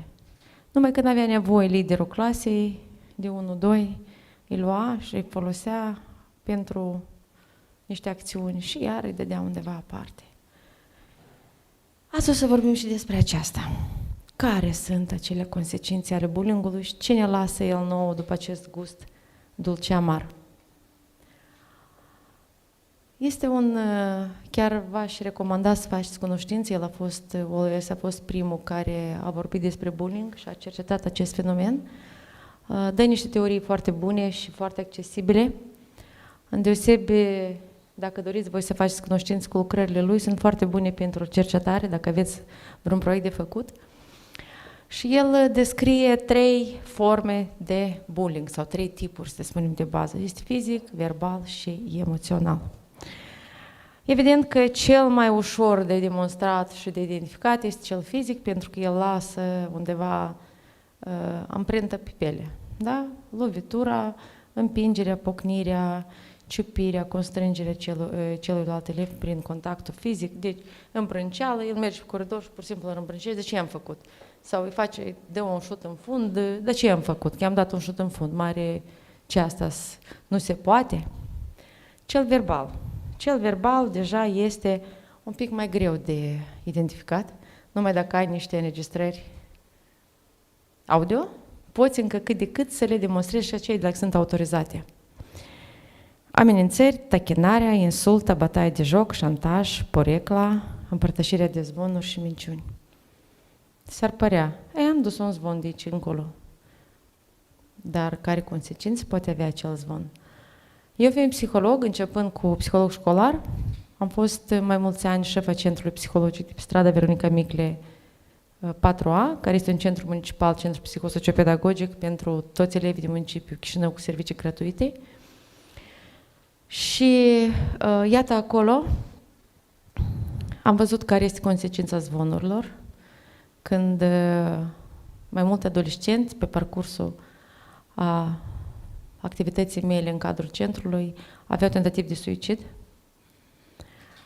Am avut și în practica mea privată, fiind și psiholog cu cabinet privat, de asemenea, chiar a scăpat un miracol că și-a dat seama că ceva nu este ok, bă, pastile, a ieșit în stradă și acolo a pierdut conștiința și a găsit cineva. Era discuția de 5 minute, ca să înțelegeți, din cauza zvonurilor. Și asta nu este un caz unical. Pur și simplu, foarte multe din cazuri se ascund. De aceea e și așa ca o recomandare. Când ceva nu este ok, adresați-vă după ajutor. Nu încercați singuri să vă rezolvați problema. Ultima, cea mai complicată și cea mai dureroasă și care lasă amprenta cea mai adâncă este bullyingul emoțional sau bullyingul psihologic se mai numește. Aici deja se încep atacurile mult mai mari. Este excluderea intenționată a cuiva dintr-un grup sau activitate, manipulare, ridiculizare. De ce este cel mai complicat? Pentru că el este foarte greu de demonstrat. Dar cele mai grave consecințe sunt aici, la asta psihologic. Asta lasă amprentă pe toată viața, ele toate lasă. Toate formele de bullying lasă. Câteodată te întâlnești cu maturii și în terapie îți spun, așa am o frică să merg la un interviu? Păi de ce? Ei, când eram la școală, când ajungeam să ies în fața tablei, erau 2-3 colegi care permanent îmi făceau mutre, mă numeau sau mai spuneau câte ceva și eu mi-am inhibat foarte mult în mine. Ce este acesta? Corect. Este un bullying care a durat ani de zile. Diferența între bullying și violență este că violența poate să fie aici, acum și de pe termen scurt. Bullying-ul este aceeași acțiune făcută de la jumătate de an în sus, adică cu o perioadă de timp, ea poate să diminueze peste o perioadă, iar să înceapă și iar să diminueze, iar să înceapă. Cam, iată, aceasta și este diferența între violență și bullying. Da, în școală ne întâlnim la tot pasul și nu neapărat în forme extreme, cum ar fi comportamente agresive care pun în pericol viața altor persoane, ci pentru o formă mascată, cel mai des întâlnită, cu care elevii și uneori profesorii și părinții ajung să se obișnuiască și să accepte ca fiind parte din viața de școală. Practic ne deprindem cu un tip de comportament. Comportamentul de tip bullying poate să se manifeste fără nicio provocare, iar acțiunile negative pot fi realizate prin contact fizic, cuvinte, gesturi obscene sau excluderea intenționată dintr-un grup. Aici mai este o diferență între bullying și violență, pentru că violența este aici și acum, bullying-ul este și violența poate să apară din la niște impulsuri, bullying-ul poate să apară din nimic. Și dacă se repetă mai mult timp, evident că acolo trebuie deja intervenție mai serioasă. Bullying-ul este o problemă mai mare în rândul băieților. Există o serie de comportamente de intimidare care se manifestă cu precădere în rândul fetelor. Care este diferența? Noi să mai vorbim azi un pic ușor. La băieți, bullying-ul este, pot să spunem, mai des întâlnit, dar nu e atât de josnic ca la fete. La fete este mai rar, dar este cu o intensitate mult mai mare și mult mai gravă. Pentru că fetele încep să bată foarte mult la personalitate și la intimitate, ceea ce la băieți întâlnești mai rar. Tachinarea, poreclirea sau comportamentele circumscrise, fenomenul de bullying, care de cele mai multe ori trec neobservate, considerându-se că fac parte dintr-o rutină de fiecare zi, în realitate aceste forme ușoare prezintă stadiile incipiente a formelor mai grave. Evident că orice lucru, orice acțiune a elevilor, a colegilor, nu numai decât să fie un cadru didactic ca să vă ghideze, chiar și voi între voi puteți să vedeți că ceva nu este ok, este mai greu de soluționat cazurile grave și de întreprins niște măsuri decât cazurile când de-abia sunt incipiente și de-abia începe acest proces, pentru că atunci putem să-l oprim cu mai puține, să spunem așa, consecințe asupra personalității victime. O să vorbim și despre aceste două noțiuni, agresorul și victima. Deci, copiii pot juca mai multe roluri. Pot agresa pe alții, pot fi agresorii înșiși sau pot fi martorii unei agresiuni, care este o altă formă de persoane care sunt implicate într-un bullying. De cele mai multe ori, copiii implicați în acțiunea de bullying joacă mai mult de un singur rol, ei pot fi și agresori și martori. Este important să înțelegem roluri sau rolurile jucate de copii pentru a putea preveni și răspândi acțiunile lor de bullying. Este foarte important ca să nu etichetăm copiii numindu-i agresori sau victime. Să știți, chiar și persoanele care asistă pasiv la formele de bullying sunt considerate agresori. Iată, eu sunt prezentă când, de exemplu, un grup de colegi îl agresează pe un singur coleg. Eu, când am acționat, eu sunt parte componentă acelui grup de agresori. Agresivitate pasivă, pentru că eu n-am acționat. Sau trebuia să-i opresc, sau trebuia să merg să cer ajutor la un matur. Numai să nu fim indiferenți. Comportamentul copilului poate fi și schimbat, pentru că atunci când intervenim cu faptul, arătăm că, uite, nu este ok, dar de multe ori, iată, noi criticăm că nu este ok, dar nu învățăm altceva. Trebuie să dăm copilului un alt tip de comportament. De exemplu, voi cum sunteți elevi mai mari, puteți, de obicei, cele mai multe situații de bullying sunt între vârsta de, începând cu 11-16 ani, cele mai dese. Astea sunt cele mai dese vârste, unde cel mai des întâlnim bullying. Voi fiind mai mărișori, voi ați putea să interveniți când vedeți pe cineva. Dar, dacă este grupul foarte agresiv, aveți grijă și de dumneavoastră, mai invitați și un matur. Nu vă implicați singuri, pentru că grupul, dacă este mai mare, puteți voi să fiți la un moment victima acelui grup, pentru că el poate de la bullying pe o persoană să treacă la agresivitate fizică pe fiecare din dumneavoastră.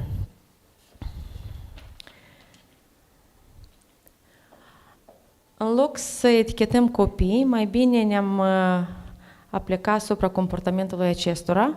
De exemplu, în loc să-i numim agresor, putem face referire de drept să nu-l numim copil agresor, dar să-l numim copil care agresează.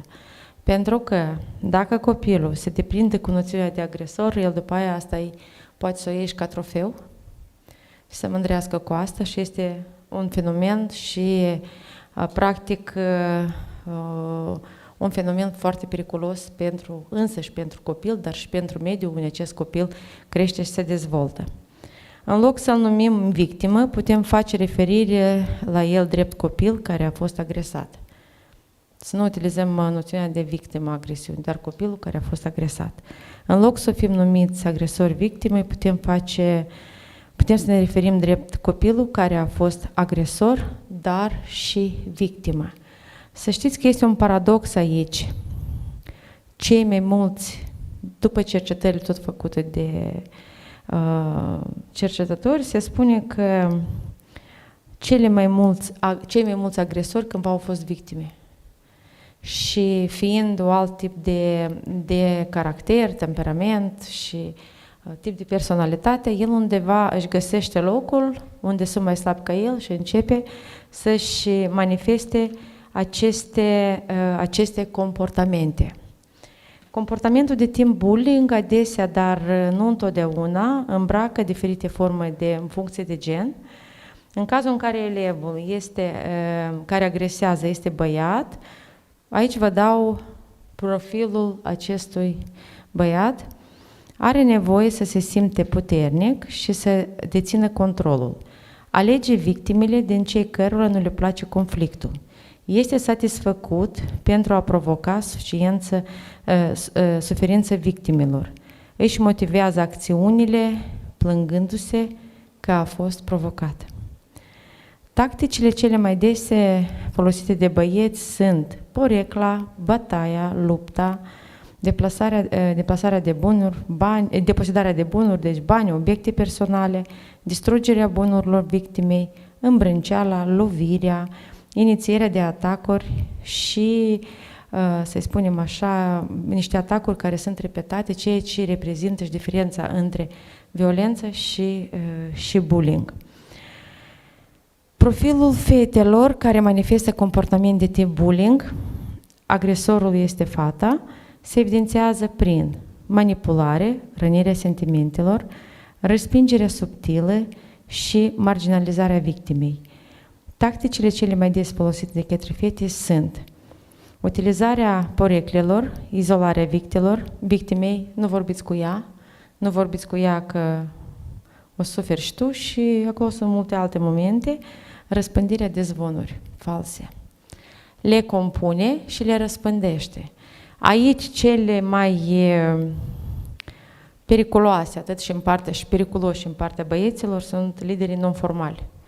Dacă liderul non-formal este liderul cel care este în ascuns, el nu se evidențiază nicăieri, are o manifestare agresivă, atunci lucrurile sunt foarte greu de identificat și de găsit. Și în practica mea se spunea că liderii negativi sunt copiii sau elevii care învață rău. Nu. Eu am avut în practica mea și copii olimpici care aveau niște comportamente oribile și ei ațățau tot grupul și ei stăteau într-o parte și primeau plăcere de la ceea ce se întâmplă în exterior. Cum afectează bullying-ul sentimentele copilului? În primul rând, se simte vinovat ca și cum este vina lui. Este lipsit de speranță și fără ieșire din acea situație. Singur, ca și cum nimeni nu este acolo ca să-l ajute. Simte că nu se potrivește unui grup cool. Deprimat și exclus de prieteni și ale grupurilor de persoane. Nu se simte în siguranță și este frică. Confuz și stresat. Mereu cu teama de a nu ști ce să facă în anumite situații. Și întrebându-se ce se va întâmpla cu el când se va întâlni cu astfel de situație. Rușinat de ceea ce se întâmplă. Am avut acum la consiliere un băiat de clasa 9-a, vine la mine la cabinet din luna iunie, noi lucrăm de 2 ori pe săptămână. Totul s-a început de la bullying din clasa a 5-a. Și iată, noi am ajuns la anul nou, când deja avem rezultate.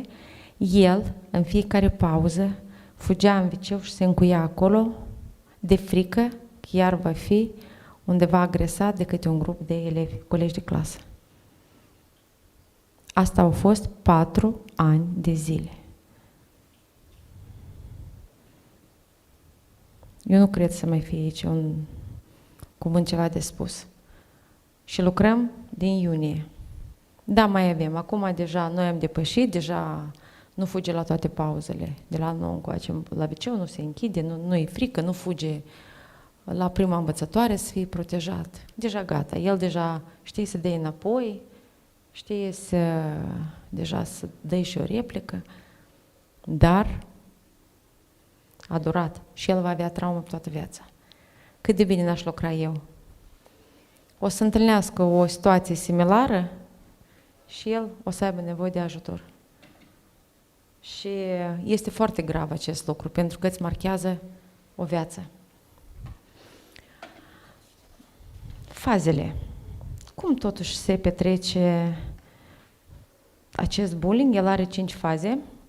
Vedeți că el nu începe deodată ca bullying, el apare ca un conflict, ca o violență.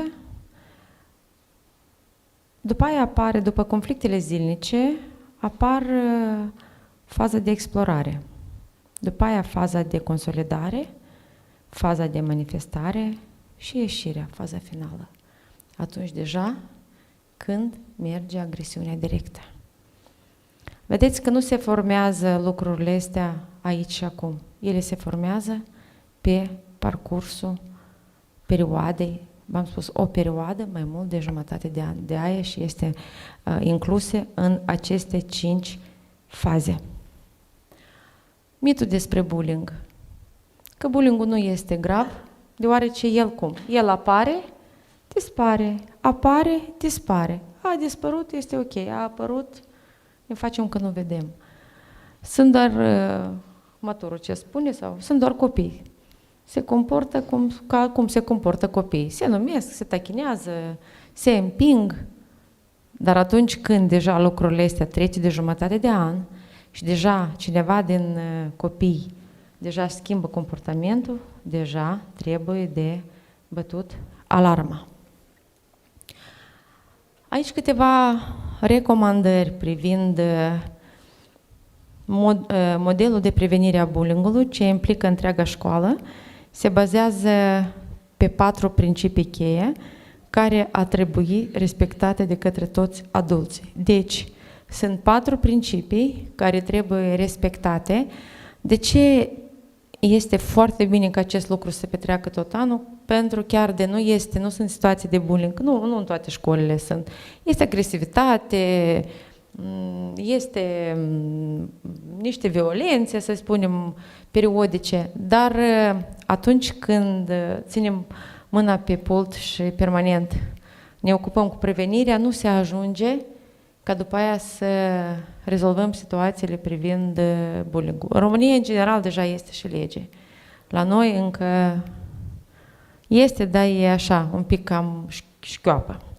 Deci, care ar fi aceste etape, ce ar trebui să facă? În primul rând, să arate căldură și interes pozitiv și să se implice maturii în viața elevilor. Să fie cu urechea și cu ochii pe elevi. Stabiliți limite ferme pentru comportamentul inacceptabil. De ce devine un comportament agresiv la un moment? Pentru că anterior sau profesorul n-a văzut învățătorul, chiar și educatorul la grădiniță și a devenit un comportament, sau mai sunt situații când se uită mai superficial sau chiar sunt foarte ocupați și chiar nu vede că se bat niște copii și merge pe alături că nu este clasa mea și nu mă interesează. Folosirea în mod consecvent, consecințele negative, nefizice, neostil atunci când sunt încălcate regulile și ultima, acționați ca autorități și modele pozitive. Eu știu că e foarte grea meseria de cadru didactic, pentru că și eu sunt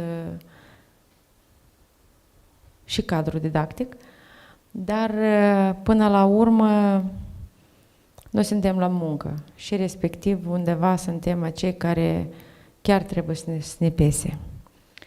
Vreau înapoi să vă aduceți minte ochii lui băiatului, al lui Masea. Poți fi Victor, poți fi Olesia, poți fi Svetlana, poți fi Vlad, Olga, nu contează. Cum am spus și mai sus, copilul acela riscă să fie victima unui bullying, pentru că el a trecut printr-o situație de agresivitate și dacă ne merește într-un mediu nefavorabil, și eu pot să vă spun care e mediul nefavorabil, ne merește într-o clasă unde sunt copii vorbitori de limba rusă mai mult și lideri. Un rom nimerește într-o clasă de copii cu fițe. un chinez nimerește într-o clasă de naționaliști.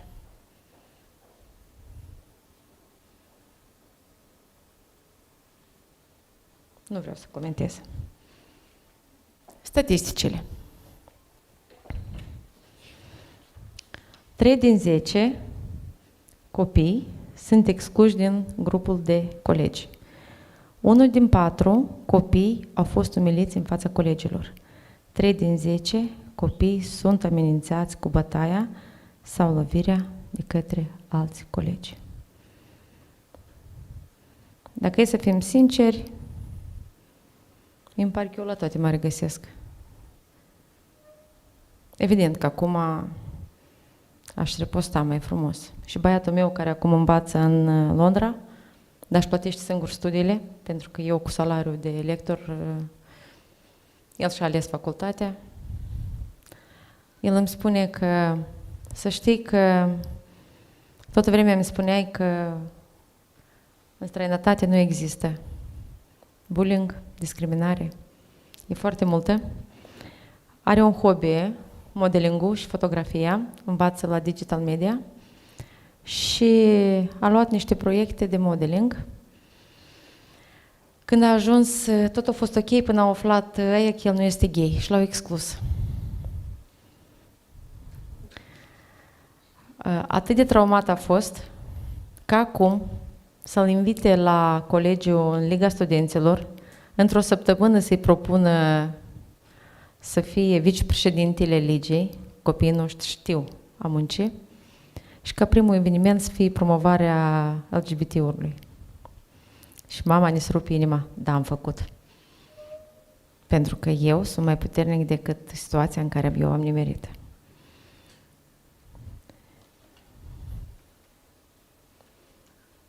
Totul începe de la noi și la fiecare. Și atunci când nu vom fi indiferenți, când vom crește într-un mediu securizant, dar mediul securizant îl creăm doar noi. Ghidați de maturi și prin modelul maturilor dezvoltăm toleranța la copii. Eu vă mulțumesc!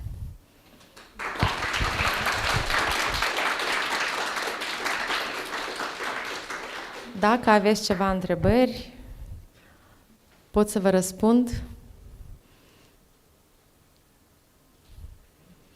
Dacă nu aveți, vă doresc o zi reușită în continuare și fără situații din care să nu găsiți ieșire din situație și să aveți parte de tării de caracter, de a spune nu atunci când parcă vă pare că gata, s-a terminat tot, nu mai există așa. De fiecare dată mai există încă o șansă. Noi nu putem să schimbăm numai 2 lucruri în lumea asta, când ne naștem și când murim.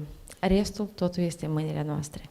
De aceea, perseverați, mergeți înainte, încercați, luptați, știți că se merită. Eu am venit în Chișinău fără niciun o nene sau o tante sau o mătușă și am ajuns. Slava Domnului! Și mă mândresc cu asta. Deci se poate. Eu am putut și voi să puteți. Succes!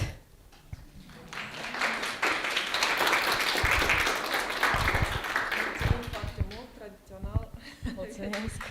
Mulțumesc! Da, chiar vă mulțumesc și succes! Și banala, cum spuneam înainte, sănătate și pace, acum nu mai este banală nici sănătatea, nici pace. Deci vă doresc sănătate și pace și multe, multe zile senine. Să aveți parte de ce mai frumos! Mulțumim mult încă o dată tuturor. Avem o mică pauză și după cum urmează, după orar, totul continuăm.